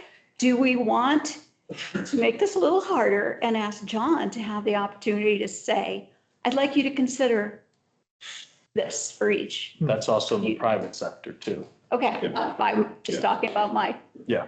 most of my experience. Yeah, we hadn't addressed that, but yeah, Yeah, I think that's good. And Giving you more work yet again, but I think it's to your benefit. well, I would recommend 2 things. That when it goes to the manager, we ask the manager to rate himself. well, I think that's kind of. Well, we already know, they're gonna be That's kind fine. of- No, not necessarily, not That's necessarily. kind of what you're saying. Yes, But also it goes one step beyond Yeah, that. more than just a number. Right, he's, Why do you think this is you? yeah, in other words, I'm not going to go through. what are his, Point out my strengths and weaknesses. Yeah. Or something that you think we might have overlooked and I don't want to? the accomplishments? Because much of what you do is behind the scenes. From a process perspective, and I know I'm getting, regardless of what form we get to, I would like to see us use an Excel engine or something so we can actually not use a paper form. And then that way it'll allow for actual numerics and automation and stores and all that kind of stuff. Is anyone opposed to that? So who's going to put it together? I would be happy. Just volunteer. That's lovely. Yeah, because that Thank you. would mean, I would want to give you a week to put that together once we have it. So we would move up the requirement for feedback. I was thinking feedback in about 3 weeks set through the 28th. Feedback from From us? us on. Oh, the- no, we don't need that No, much time. on filling out your forms, because Oh. he's then going to have to. It's not gonna take a week. So we need a week for us to give you and Dan I was some going to give you 2 ideas. weeks. I was going to give you, yeah, We'll take a week. you have a week to get ideas. Then once we have the form, then we'll take it and you can do that in a couple days. Then we'll give the council 2 weeks to actually do the eval, and then we get Dan and I can get the data back. You are worth all this effort.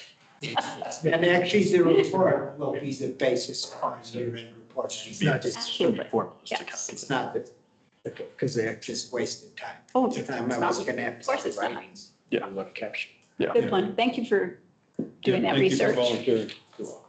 There's some of us who are brute force Excel people and not intelligent Excel people. Well, and that goes to my second recommendation. I think we should have a numeric evaluation for each of the line items, especially if we're gonna automate it. We're okay with that. No, well, Come on. No. I think I just think it's too many. Okay. Yeah, and to Well, tell the but truth, maybe- I think the comments mean a whole lot more to me Yeah. than 6 individual or 7 individuals ratings, because I don't know what your rating means. I don't know what you would consider 5 compared to 3. Correct. Yeah, we're all going to have different standards of Yeah. 5, 4, 3, 2, even though you want to say it's the same. Yep. Oh, great. So to summarize, I think you So and, summarize, what I'll look for is in a week, come back with items that you believe, if Form 2 is okay, what you believe ought to be added to each of the items in Form 2. deleted. Or delete. Or delete it. Or I think- Or if there's items to be deleted. Yeah. And then Dan and I can get together next week and go through that and hopefully have that completed by a week from Friday. So we can get it out to you in time to consider for the meeting on the 23rd,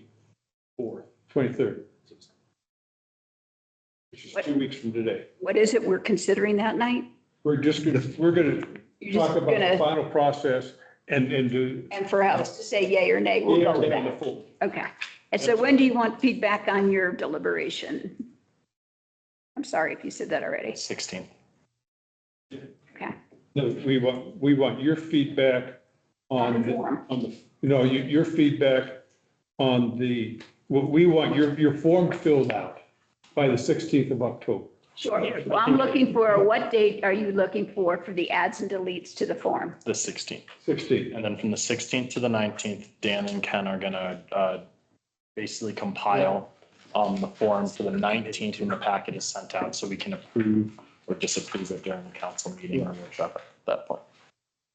The 19th is a Friday Of October?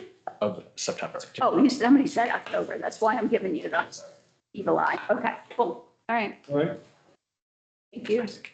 Mr. Town Man, what do you think of the process? Sounds good. At this- I'll let you know after a second meeting in October. You're right. It's, All right.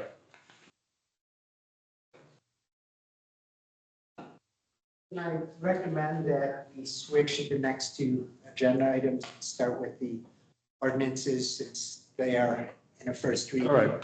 Let's do the ordinances, then we'll do the budget.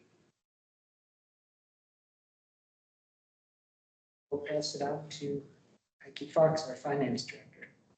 All right, good evening, council and mayor. So what you have in front of you is an ordinance to establish the general fund and the special funds. And the purpose of this is just transparency and clarity.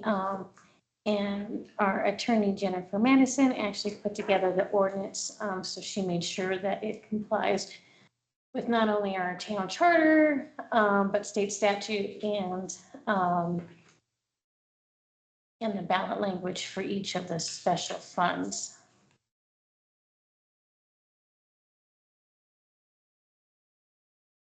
So I don't know if you guys want to start with questions or if we just want to go through what each of our funds are. But has everyone had a chance to read it? Yeah.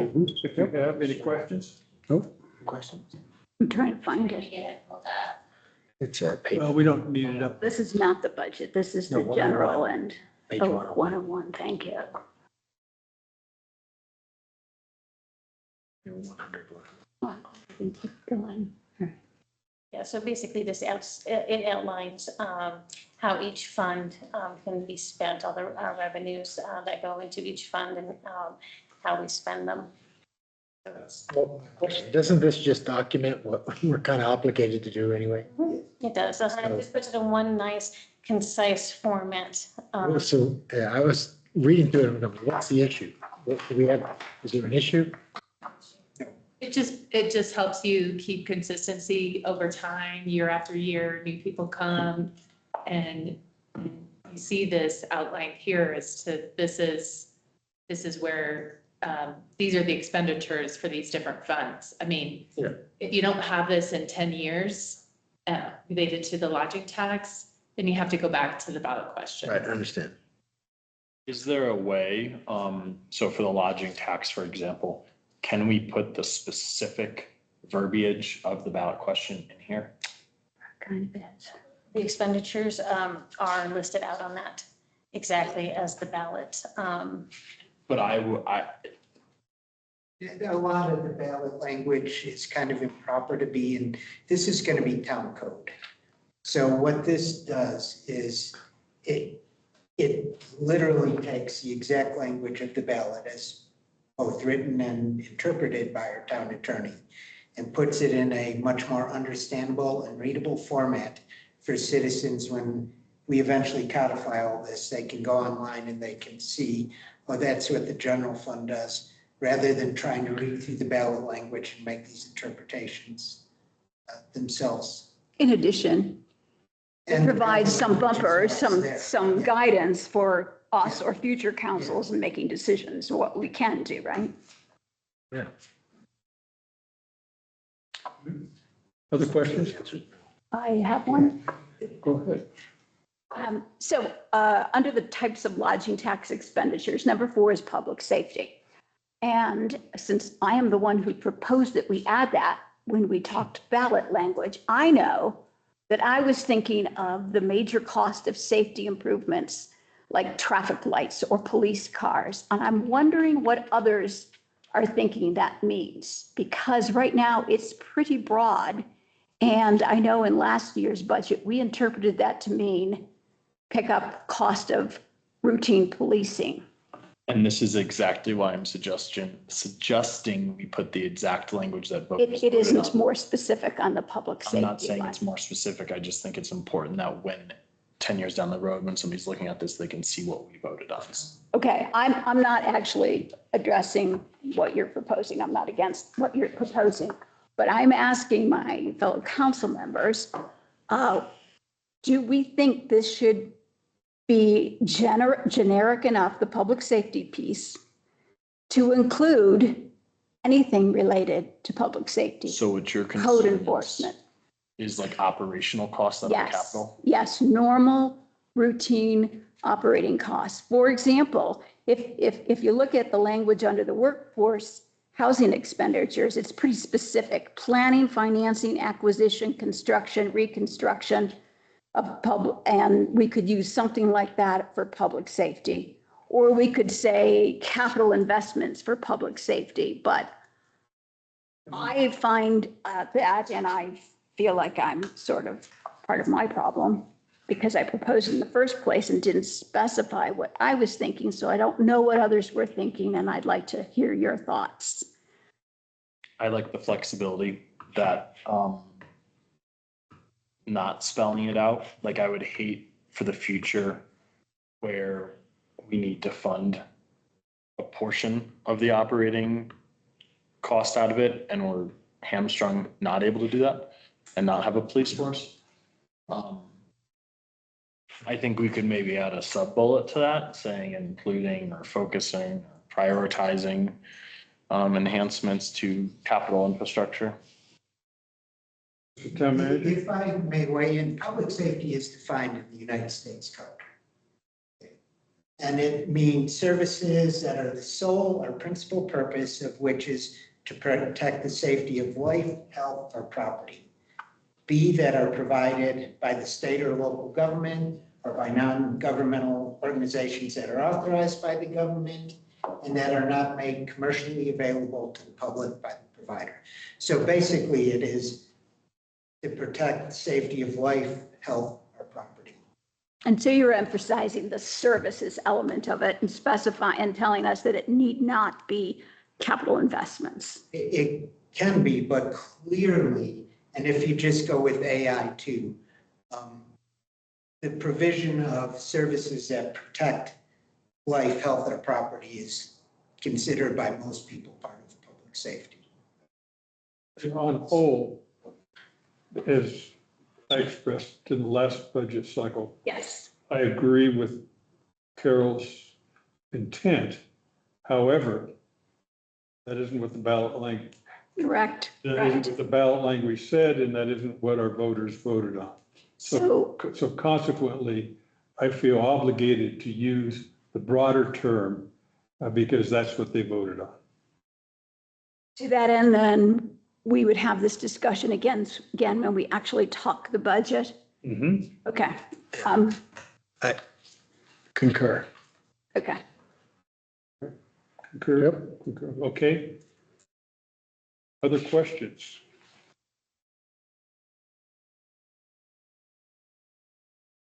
I think it's personally good to go. You guys think it's good to go?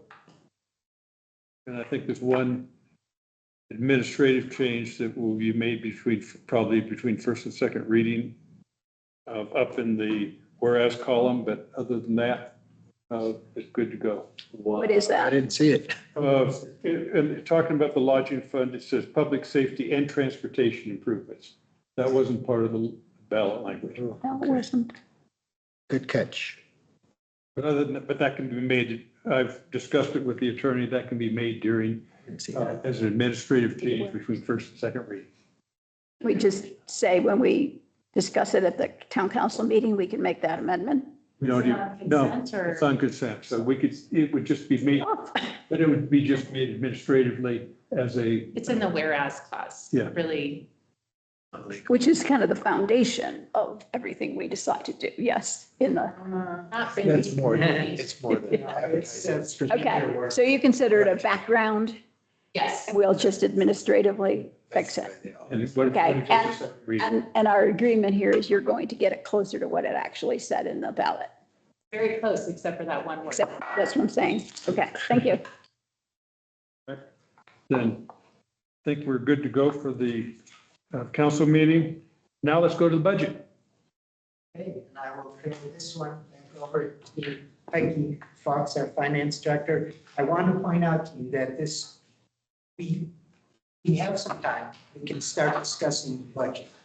This is not the final budget. This is first draft of the budget. It's presented to the council and the public so that we can start getting input on it. We'll have other work sessions and a complete public hearing and then a regular meeting. Under state law, state budget law, budgets can be changed up until the moment they're approved. And as you'll see, budgets can be changed afterwards through supplemental budgets. So what are you expecting from us today then? Well, first of all, the first thing was to legally present the budget. And then I'm going to let Heike just start. We'll start at the top, start working through. If you're ready, we'll stick with the simple stuff. The things that really there's not a lot of leeway in the budget for, find some of those. We'll get down to the nitty gritty and we'll prepare you to do things like discuss the police budget, where it should be, things like that. You don't have a whole lot of time, so. Yeah, so this is the first draft and this is after, we got with all the department heads and then after I put everything together, John and I sit down and go through the budget and make sure everything makes sense. And so that's what we're presenting to you tonight. So based on, we'll go through it. We can do it as quickly or as slowly as you can, as you want. We do have it also scheduled for the next town council meeting on September 23rd. So whatever we don't discuss or hammer out this time, we can do it then. And then October 21st, we have the public hearing. So then you can hear the public weigh in on anything that they want to discuss about the budget. When's the public hearing? October 21st. We don't have a council meeting on the 21st. Did I get the wrong date? Yes, we have a council meeting on the 14th, we have a council meeting on the 28th. 28. Okay, so my mistake, the 28th. All right. I just picked up the wrong Tuesday on that. So October 28th. And then we'll have another workshop on November 25th to finalize any changes and then present the adoption of the budget on December 9th, which is before the deadline that the state in our town charter requires. Can you potentially move that 25th to the 11th? Yes. Yes, I will not be here, but Yes. Yeah, I suspect the council will be considering what to do on the 25th and whether to have a council meeting or not, since it is the Tuesday before Thanksgiving. Could we also, for the record, just update the, it says previous council actions and then talks about all dates in the future. And then I believe those should be next steps instead of previous council actions, as we haven't had previous action on the 9th of December yet. Yeah, that's just a memo. Here next time. Really all about getting the budget in front of you. So to just recap what we just said, the October 21 date is going to change to October 28. And then are you proposing that we do the finalizing on November 10, 11. 11? whatever date that. Yeah. Making the decision now that we Hearing. will not have the Thanksgiving week, Now, the public hearing will be October 28th. right? And then I think it's best, just even though Heike won't be here at this point, it's no problem. I can lead us in the budget discussion on November 11th. And if we find, then we'll see where we are and see what the need is for For the 25th. for the 20th. Okay. Alright. So when you look at the budget, we have our requirements. We have to list the 24 budget, the 24 actuals, our approved budget, and then our estimates for 25, and then we've got the proposed budget is how it's laid out, and that's per state statute. So if you look at the revenue side, when you guys approved the 25 budget, it was 4.742. And then our proposed 26 budget is 4.628. And with that, we've basically, we're estimating that sales tax, and we talked about this in a previous meeting, will remain flat. If things change, drastically between now and when we approve the budget, we'll definitely adjust that number. But that's our projections based on what we have this year, and then with the opening of the new hotel at the base area. We feel that's being very conservative. Let me weigh in a second. Sure. So our plan is, our sales tax collections are actually up for the year. We're budgeting flat based upon our budgeted numbers, not on our improved numbers, Okay. given the climate that we've seen in other communities. Yeah.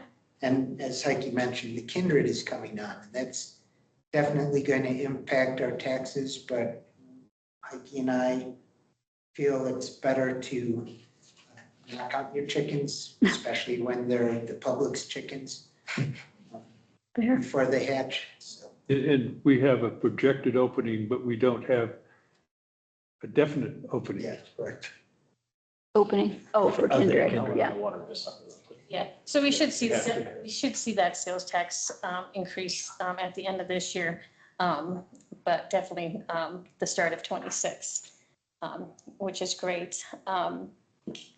Everything else is sort of based on what we know and what we've received for estimates. And if any of those change, we'll definitely change them in the budget. So I don't know if you guys want to go by category, like we just talked about sales tax. We can talk about other revenue, if you guys have any questions there. I do have a comment. Sure. I really appreciate the detailed notes and where some of these are coming from to help save us from having to dig that up. So thank you. It helps everything. I think it helps everybody. It helps staff, it helps me, it helps you guys, and it helps the public. I'd like to throw something out about nicotine tax too. We finally just got the nicotine tax IGA signed.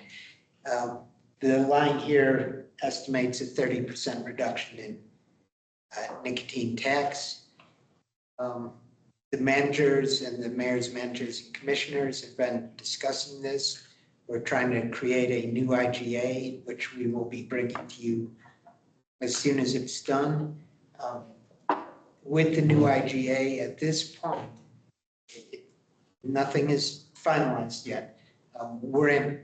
Previously, towns kept a little bit of their funding from the nicotine tax. A good 40% of it went to the cessation programs, and the other 60% approximately went to public health programs, including early childhood options.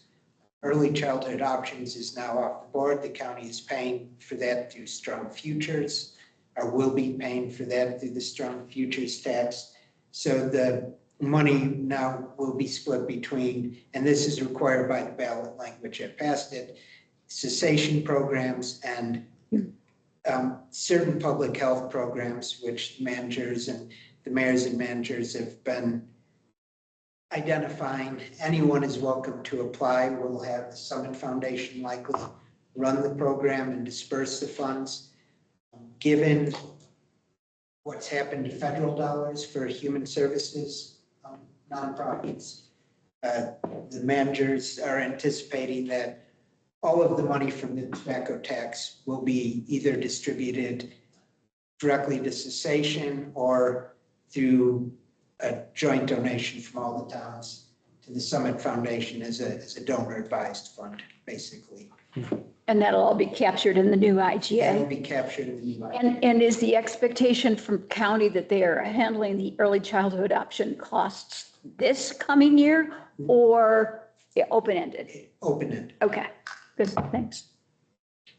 So basically, if I could boil it down, we understand there's going to be an impact to this revenue source and we're working on solutions for it. Yeah, but you'll see that revenue, depending on how the IGA is written and adopted, that revenue line could disappear.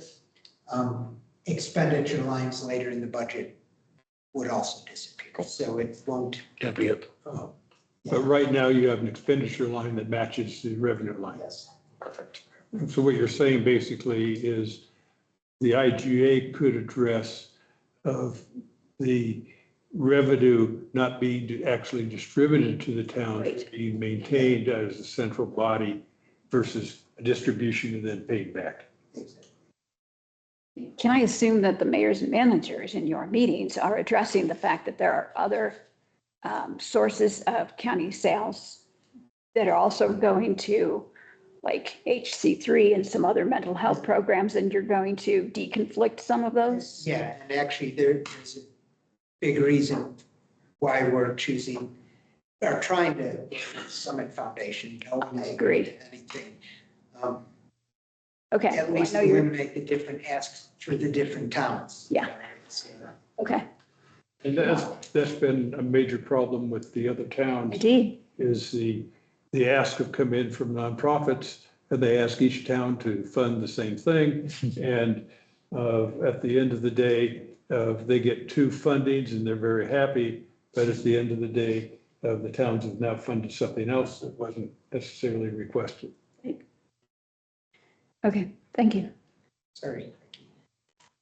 No apologies, great explanation of that. And if we go down to building permits, we're pretty much making those flat as the community development department didn't see that there was going to be a rise in building permits or grading and excavating. So that's why we kept that flat. Businesses license, we just made it more realistic. You can see in the notes there what we base those fees on, how many the fines and penalties. That's definitely the unknown in our budget, since we haven't gotten any currently, so we don't really know how to budget. So we just kept it the same as what you guys budgeted for 25. And we'll see what that's gonna look like. What is the IGA referring to? The IGA for the court or? Mhm. Okay. So with regards to the business licensing, I appreciate the realistic number. Second part, do we think that 75 is a realistic number of businesses that operate in Keystone that would need a business license? And if not, what kind of enforcement is probably the wrong word there, but what kind of enforcement are we going to do to capture those business licenses for the good of the public? And if I may add to your question, John, Sure. how many business licenses have we given out now? I don't. Because our original estimate was through the roof. Yeah, well, we didn't know what we. I know, would but for a business we know now- license, so We've had this requirement for several months. Easy to capture them because we're gonna have a spreadsheet of businesses with licenses and we're gonna have a spreadsheet of businesses that are paying sales tax to the state. That don't have licenses, so you can then be like, who's missing? Do we know what those numbers are Every time now? a contractor comes in to pull a permit, we make sure they get a business. Yeah, because again, I personally am not by the mindset that this should be a revenue generating source. Yeah. I'm looking at the do we actually have the intent of the business licensing being used of protecting the public? Yeah, and that's exactly what we'll be doing by, like I said, every contractor who walks in the door and comparison of six next. And it's more than just the folks looking for permits. We have other businesses that are doing mechanical maintenance, service companies that do that sort of thing. And other businesses like that that are doing business in Keystone, that I assume that you're going to be working to capture those. And it also, when you capture those, you also then are able to capture that they are or are not paying sales tax. If one business were to own 5 storefronts in the River Run area, would they all fall under one business license, or would that be 5 individual I licenses? believe it would be 5 individual because, Separate businesses. yeah, That would be my understanding Yeah. as well. So that'll, I mean, it's like all ordinances, it's not going to be perfect. People are going to be doing business in here that we never catch. sure. But you will run onto them, and when you run onto them, you catch it. And Perfect. Yeah, Yeah. that's the other thing that we're doing is, since it's STR renewal license, so all those property managers who do business in the town of Keystone, that's a good time to capture them to make sure that they're up to date. So that number could most definitely increase. It's kind of just, it's an unknown, and unfortunately, it's a slow process. I see it as low dollar amount. Mhm. It's business licenses, I expect business licenses next year to be significantly higher than that. But what that number is, I don't have a clue, and it's not going to have any significant impact on the budget. All right, and then going down, and we've got a grant, so we base that on what we have for grants. Can I go back to short-term rentals for a bit? This has been brought up a couple of times to me.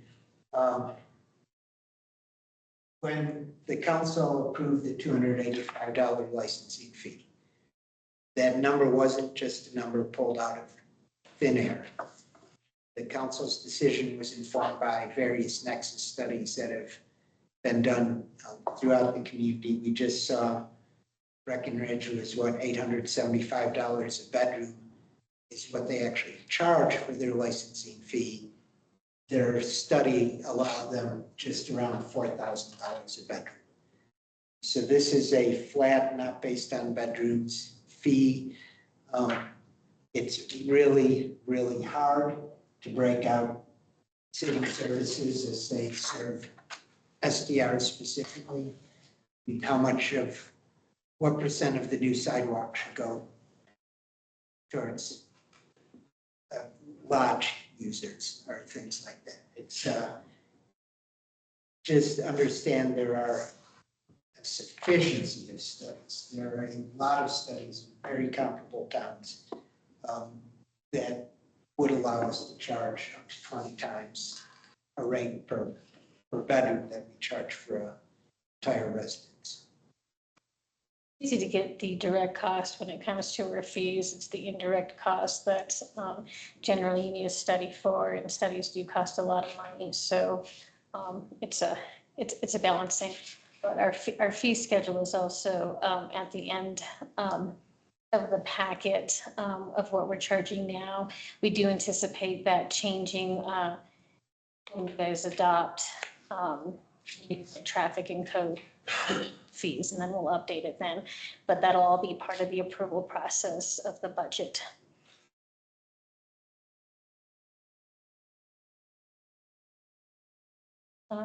Yeah, so the grants, basically, we've got the town manager grant that we've had, and then we have a commitment from CPW on the Bear Proof grant for next year at, is it 40 or 50,000? 40. Next year? It will come in probably in about January. Okay. So we haven't applied for other grants, but we won't recognize those until we get awarded. And if we do, then we'll do a supplemental budget for those.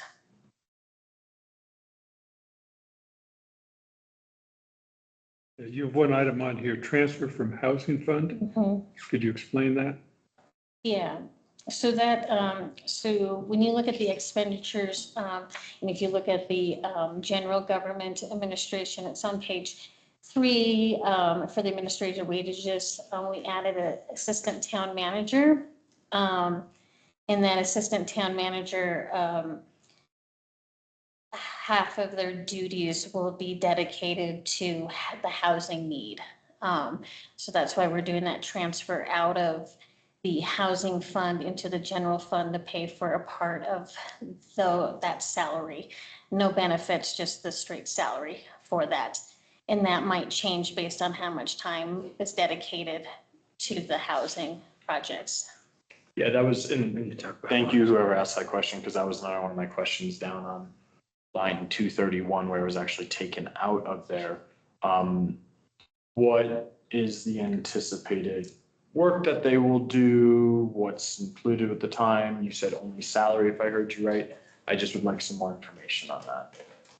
Any information on that? Well, we did talk. Bill, we talked about this in depth. It's building a housing program, getting these things, getting machines on the ground to break ground, developing our housing helps program, developing any sort of down payment assistance programs. It's My understanding when we had that conversation, which we did have that conversation, you're 100% correct. My understanding was that we'd bring on a housing specialist. I'm just wondering where we got an assistant town manager out of that.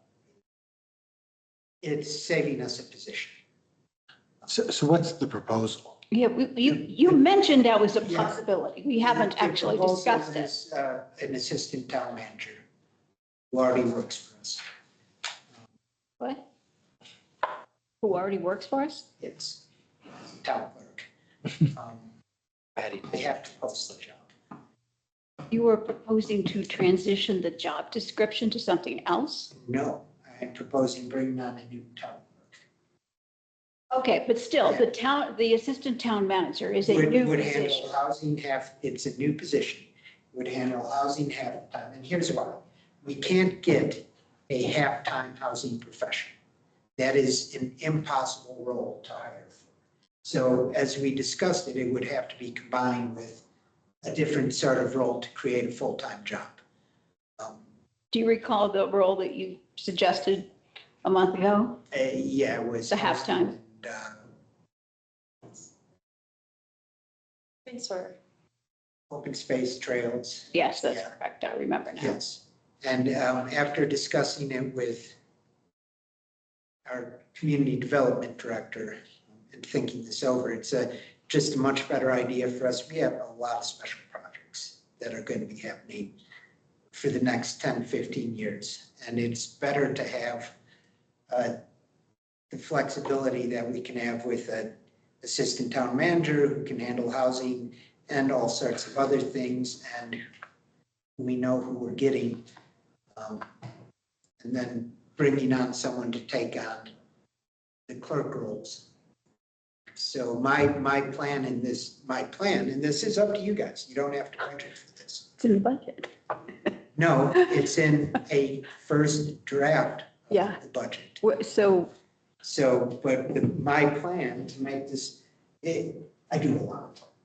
We all do a lot in this office. I just read today, the town of Victor has 11 and a half full-time employees. 849 people, and that's the entirety of their town. I think the best choice for us as the town is to have an assistant town manager who has flexibility and the ability to handle different things as they come up, rather than trying to find someone solely dedicated to trails and open space. We already have 2 people in the community development department dealing with that and housing. So I might make a recommendation that we spin this conversation off, and I'd love feedback.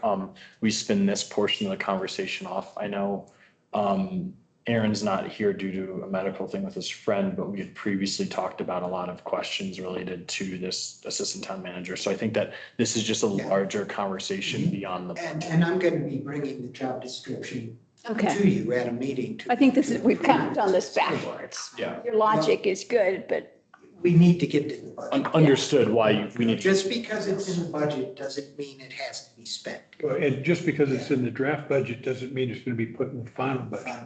so I guess I would agree with John that this deserves a separate discussion. Yeah, and not during When the. you bring up Right. meeting to us. I just wanted to make sure that, Well, The no, members- this is really all, this really is budget. This really is my job to figure out the staff I need to run this.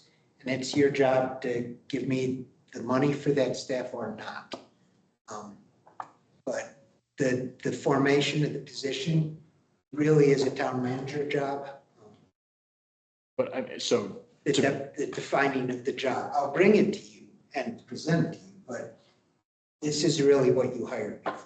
and so to kind of be blunt about this, on line 67 there, when we see a roughly $200,000 increase in proposed spend, we could say we're going to keep the 2025 numbers, and that makes the decision really easy on if there's an assistant town manager or not.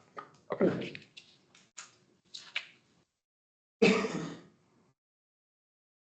go ahead. All right, so that kind of concludes the revenues. So then we'll jump into the expenditures. The first category that you'll see is the mayor and town council. The first portion of it is the stipend that you all receive and everything that goes with that. And then right below that, and there'll be a little adjustment, is the community support town council. I have 40,000 for the bear proof container grant. And then I did, I misheard John, and I thought he said 75 for the community grants, and it's supposed to be 35,000. So that'll adjust the budget down, the expenditures down by 40,000. So unless you guys have something else that you wish to see in the community support from you, that's what's in there currently. This is a finance question for your software. Is there anything keeping us, is there any way to identify those line items as something other than the community, the council decided to do this? For example, to have a standing line for public health or it's sort of a public safety thing, as opposed to what the council feels like. I feel like it's sending the wrong message. And we discussed this last year at the budget time. And it was a last minute. So I'd like to answer that. You guys need to make the decision on how you're going to distribute the grants once you've seen all the applications. Okay, so if we try to break it out by first of all, I hate breaking budgets out by subcategories because it ties your hands, limits your flexibility. So let's say we break it out just A, B, C, D, 9,000 each. A, B, C, D, 9,000 each, okay? You get no applications for A, but you get 2 applications in category B that you really want to fund.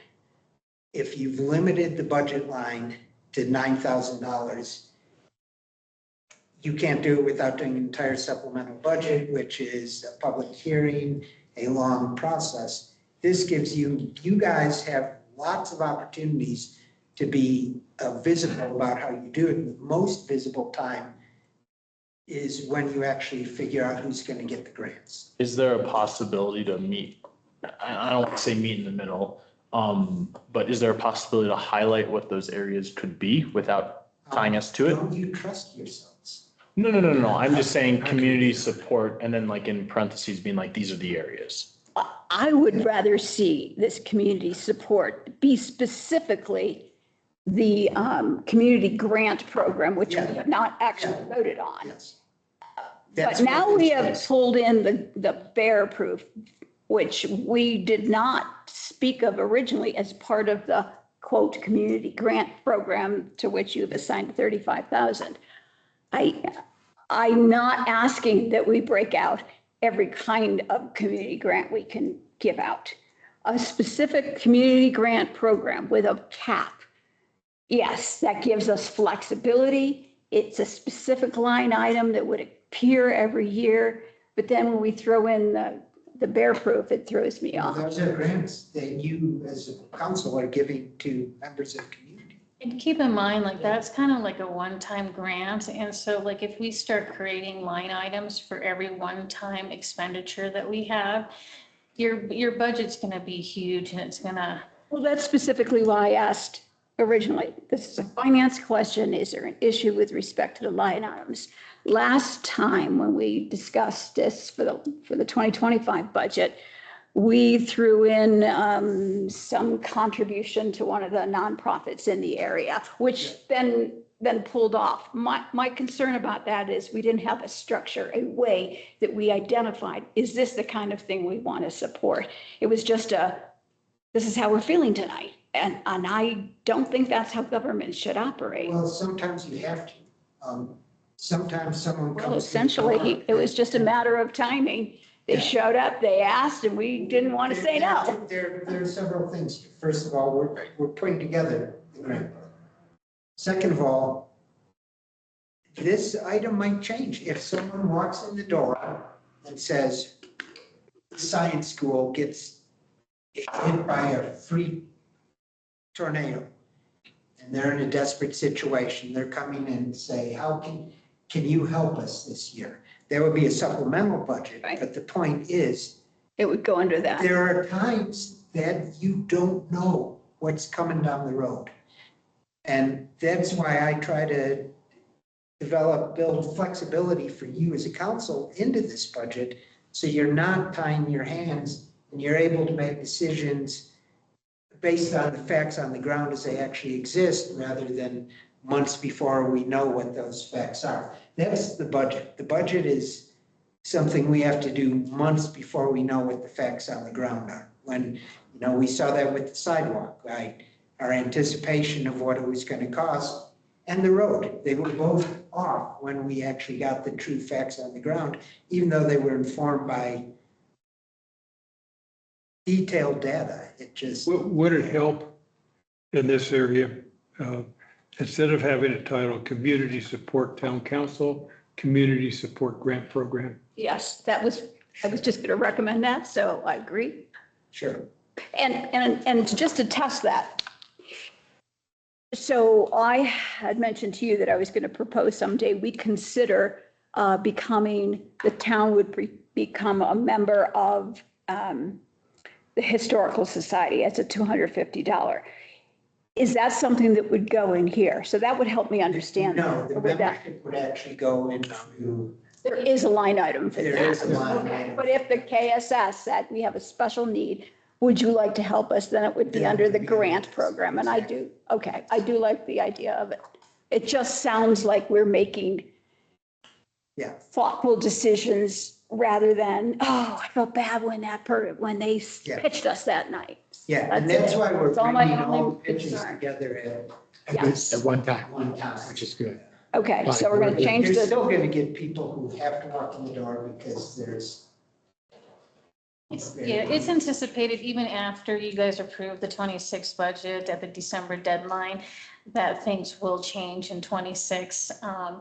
And you. we don't want to amend things every other month, right? So, Well, right. And I mean, and we're not going to do like a supplemental budget each and every time, but I mean, basically, if you decide that you want to spend money a different way, then you just decide where you're not going to spend the money that it was allocated in the first place. okay, we've spent a lot We of time on this. I thought- apologize that I like the Every mayor's time that recommendation. something comes in front of you. And to clarify, we're managing the general fund at the general fund level, not at the individual line item level. So we can make those decisions if we want to, recognizing that we may be stealing some money from another item in the general fund to handle. I think that's always the concern. So, Could I just? Thank you. I hope this doesn't open a new can of worms, and I know you mentioned 75 was a mistake, but how would the council feel about keeping it at 75? And where did the 35 come from? There was a discussion on the grant program. It But started at $1. we never finished though, right? Yeah, it started at Okay. $1. The last number I heard was 35,000. So why I'm saying this is I think that, it would allow us more flexibility in being able to spend money if we wanted to do the grant. It would not require us to spend all this money, but it would give us the flexibility. And quite frankly, I didn't notice this having a massive impact on us. And so I personally would be okay with keeping it at 75 to give us the flexibility to support our. And we have room in the budget. Well, And this isn't a final decision. I think we'll all take that under consideration. I think my it's, recommendation is we're going to be considering shortly the grant program. yeah, let's do And that. that's really a topic for discussion under the grant program, which would then drive a potential budget change. So we'll discuss the grant program before we finalize the budget. Yes, thank you. Okay, cool. Yeah, these are very, very wet numbers. Very wet. And as a new town, we're still learning, so, going down, yeah, you guys got travel and training, for all your like CML, and cast, so you guys got $5,000 there. This expense, at 10,000, which includes the town council dinners and just, any other miscellaneous expenses that might come our way. Then we go into the general government administration. So the first section, just like the town council, this includes all of administrative wages and everything that goes with that. It does consider a 6% cost of living increase and merit increase pool. 3% COLA. 3%. Oh, it's 3% COLA and 3% for the merit. Yeah. Yes. And the merit is, Might be underestimating it. Merit is just, as much as, yes. that's a cap. That's a cap, yeah. So John has a discretion. Do we want to break that out to be more clear then? Yes. Okay, I think we should. I understand that we've had this conversation about grouping it all into one line item to protect the salaries of folks and to protect the wage increase, but I think that one line item being almost $1 million is irresponsible for our town. That's for all wages. That's not the increase. That's all wages plus the increase. So basically, So if we could break that out. So you want our individual salaries to be posted in the budget? Yes, but I know that that's not gonna go. Well, no, that is what you're asking. No, I'm asking No. for the COLA to be broken out. The COLA and merit. You mean to take the 6% for two things and say 3% for one, 3% for It the makes other? it I would, really, really hard, why? because then every time Heike cuts a paycheck for someone, that paycheck will have to recognize their pay, their COLA, and their merit. cost, and their merit increase. You can, I don't care, you can put the COLA and the merit increase together. I just would like But to see. the it's increase. still, rather than cutting a paycheck and having it credited to one budget line.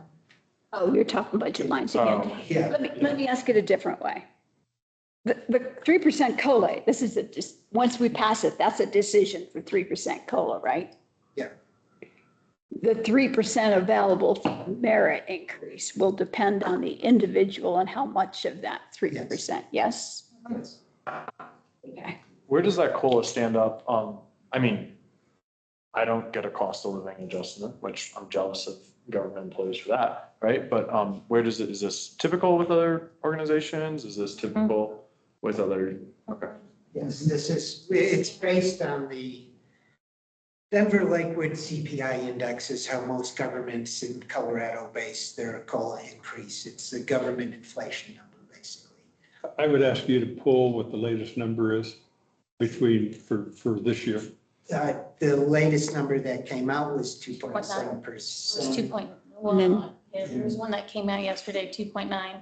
Yeah, Was it? Okay, so The you numbers- barely bumped it, you just rolled, yeah, Alright. and prices are going. because that's a Lakewood area, Denver Lakewood? It is, Yes. yeah. Denver, that's- Lakewood, Boulder. Yeah, But the kind of with the housing, there's a limit. to what numbers you can what put. Okay. numbers. Yeah. So, all the towns that are doing COLA increases, which is all the towns are doing 3% this year. Yeah, some of them Just choose a whole raise pool. yeah, well, and some of them adjust to their own little area too. Well, I'm saying in So- Summit County. Oh, in Summit County, okay.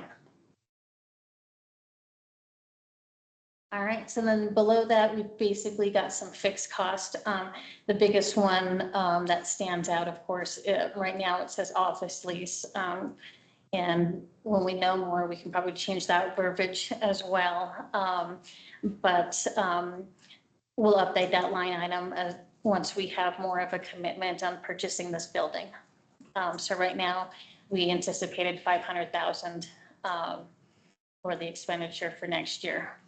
But I know you guys are going to be doing more negotiations and talking, so we'll adjust that number when it's needed. And part of that too is we have, then we'll add some office building utilities and office building maintenance. So right now we've estimated between the two, 60,000 to 20,000 for the utilities is what the Keystone Policy Center gave us, and 40,000 was just our estimate on building maintenance currently. And those lines will all change depending on what we do on the letter of intent and the rest.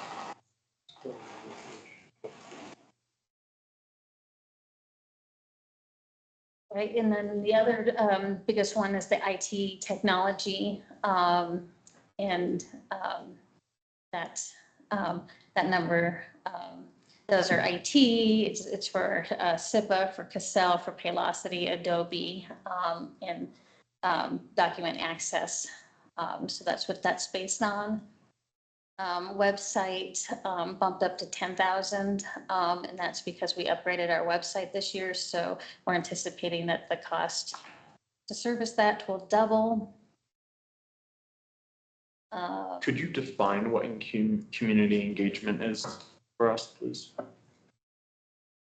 Yeah, it's like all the RTAP meetings. The publicity, maybe the coffee, is all that. Yeah, it's anywhere where we're trying to reach out to the community and get them back, or get their input. It's our survey is Survey Monkey, comments actually under community. It's providing our meals at the cleanup day and providing ads for things like cleanup day, stuff like that. Do we think 10,000 is a reasonable amount for how much we would like to engage the community next year? Based on what we've been spending this year, and this year there was a lot that was designated to the comp plan. So at the staff level, we think it's reasonable unless you guys have some other plans that. My personal opinion and feedback from constituents is that we could do a lot better with being present and our branding with being present. So Branding will be a different Branding's line item. different. Okay. That's marketing. And What do they want? to be fair, a lot it of says the Keystone. a lot of the outreach was incorporated into the contracts we had with like SE Group, Yes. were they not? Yes. So it could be bumped a little bit, But but this is like our SDR meetings at Maddie, just quarterly, things like that. I just would hate for you to shoot yourself in the foot because I think there's so many more opportunities to do this, and like I would be in full support of funding at a higher level. and an More community. appetite for more Yeah. from our, But I mean, like, bump it up 200. what do you want? What do you want? Do you want to? Presence at the festivals, more Okay. meetings that people are invited to. And what does that look like? And I understand marketing might fall, but if we have at the festivals, if we have giveaways, if we have printing, does that come out of different line items then? Or is that all community engagement? Well, first of all, we'll bump up the $900,000 line. Because you're asking for staff to be Yeah. here on weekends and. That's overtime you just Situations. signed them up for. So- Can we put a pin in this and come back to that? Because those are interesting ideas. We'll come back. Yeah. This is just first blush. Yeah, you put it on our There's plate. an appetite for it, I should say. There is. The question is, are we going to have to staff? And that's the question. One person that, this is the ultimate community engagement right now. And we have a staffer and a person in the room and a handful of people online. Okay.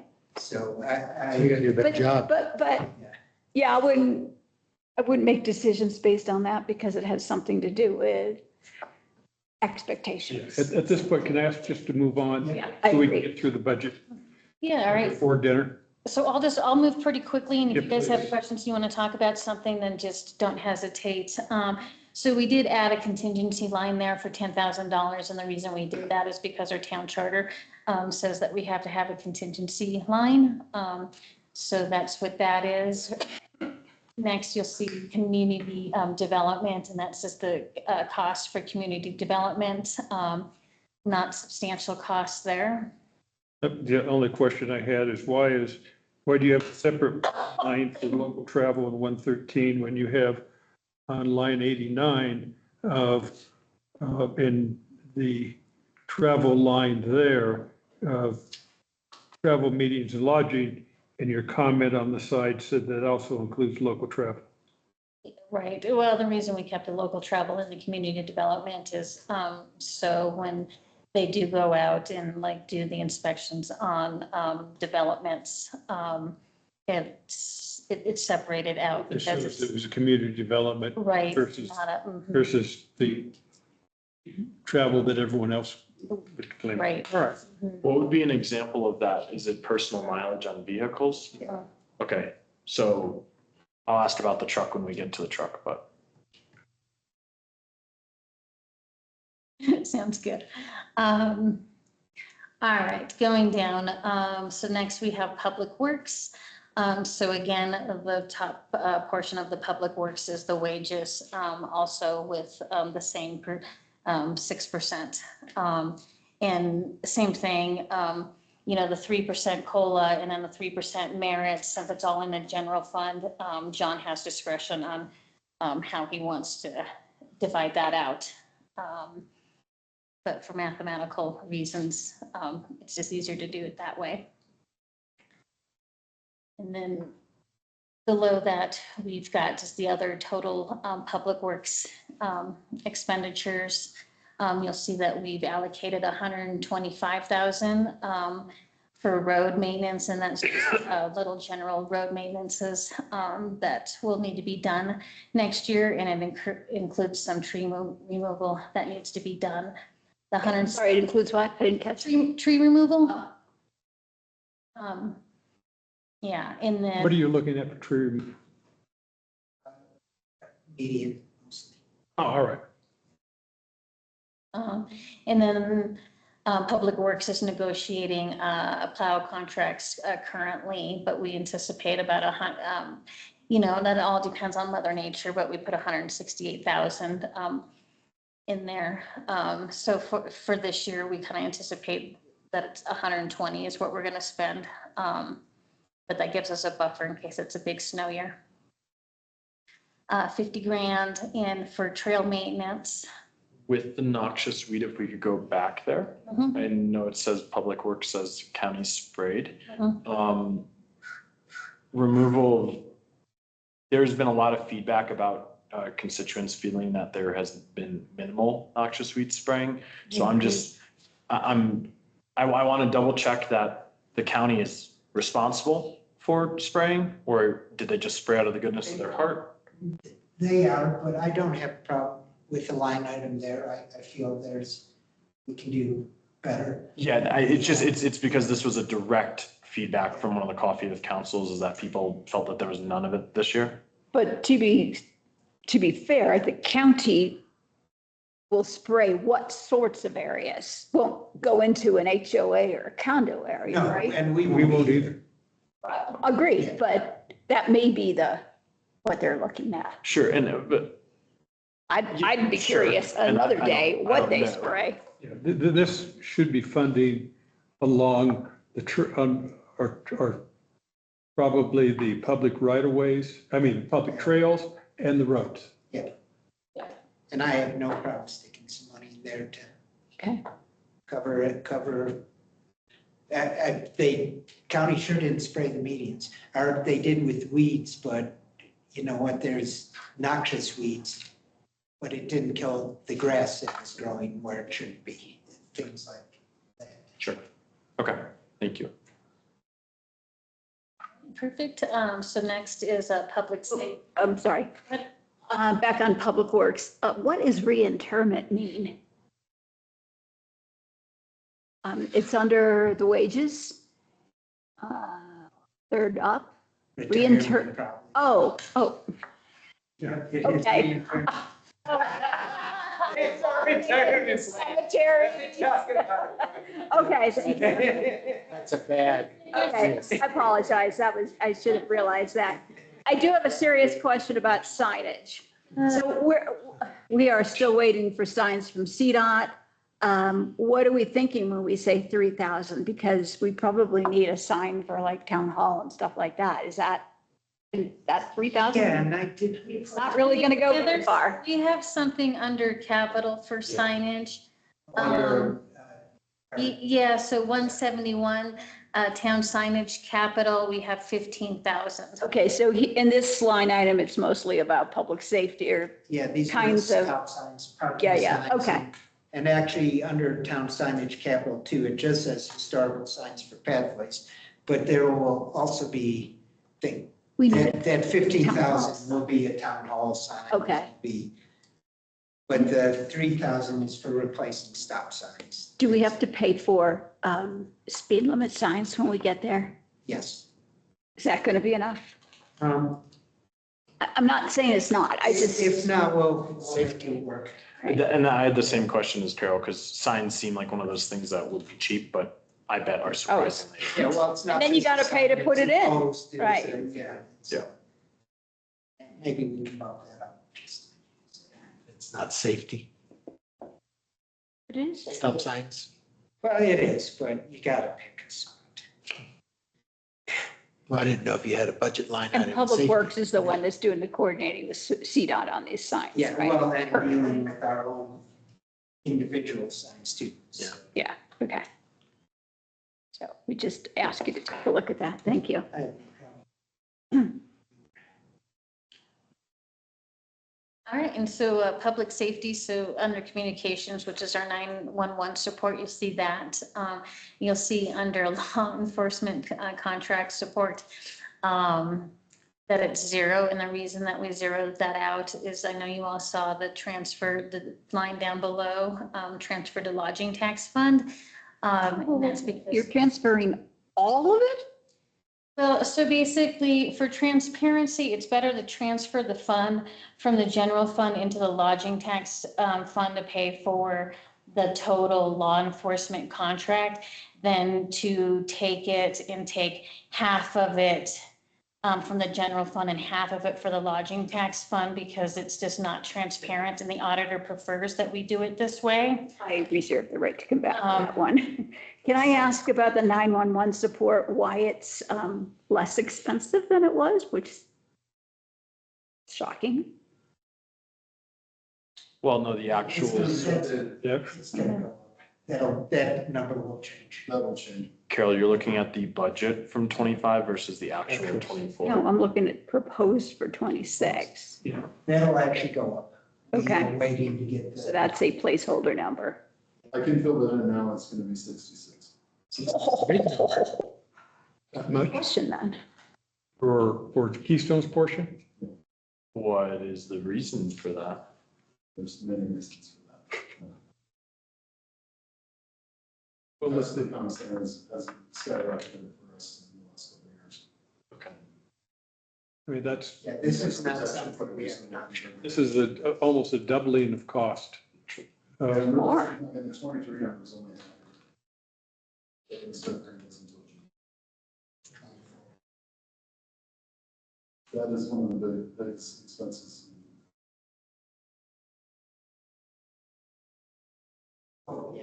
Because it's based on number of calls. Calls and service out of the communication center. All right. So I said, there's more than there'll be a break. All right. Even if they don't get any calls, they still have to man it. This is not something we have an option on unless we want to set up our own.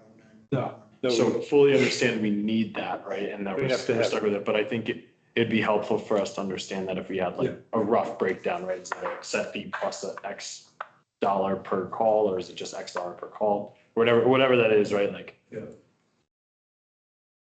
the past, it's been. Thank you. Just a, So can I recommend that we stop at this point? Yeah, we have 20 minutes.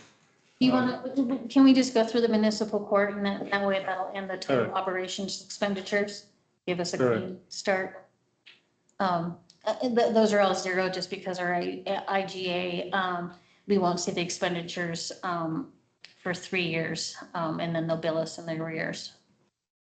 So we just have to. So we won't see anything. So we won't see anything yet. And surprise, should we budget for that? Or is that So feasible? budgeted for it now because it's not an actual expenditure. We just have to plan on it in the future. that was our. So it's just, we'll jump in 3 years. Okay. Okay. I would recommend if, Yours is not. for the remainder of the items, council members have questions, because we're not going to have time to address this further tonight. If you have specific questions, send them to John. Or just wait, because we are going to be having several All right. meetings. I think especially on budget, if you have questions, Great. they're better. I fully agree with that. Yes, thank you. Because we'll talk about it again at the next council meeting. Okay. So in that Thanks. case, I would propose that we adjourn this meeting and begin the council meeting in 21 minutes, 7 o'clock. So, any objection to adjourning? Nope. All right, we are adjourned.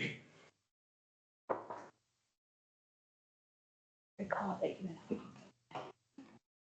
Get your shopping. No, no. Just-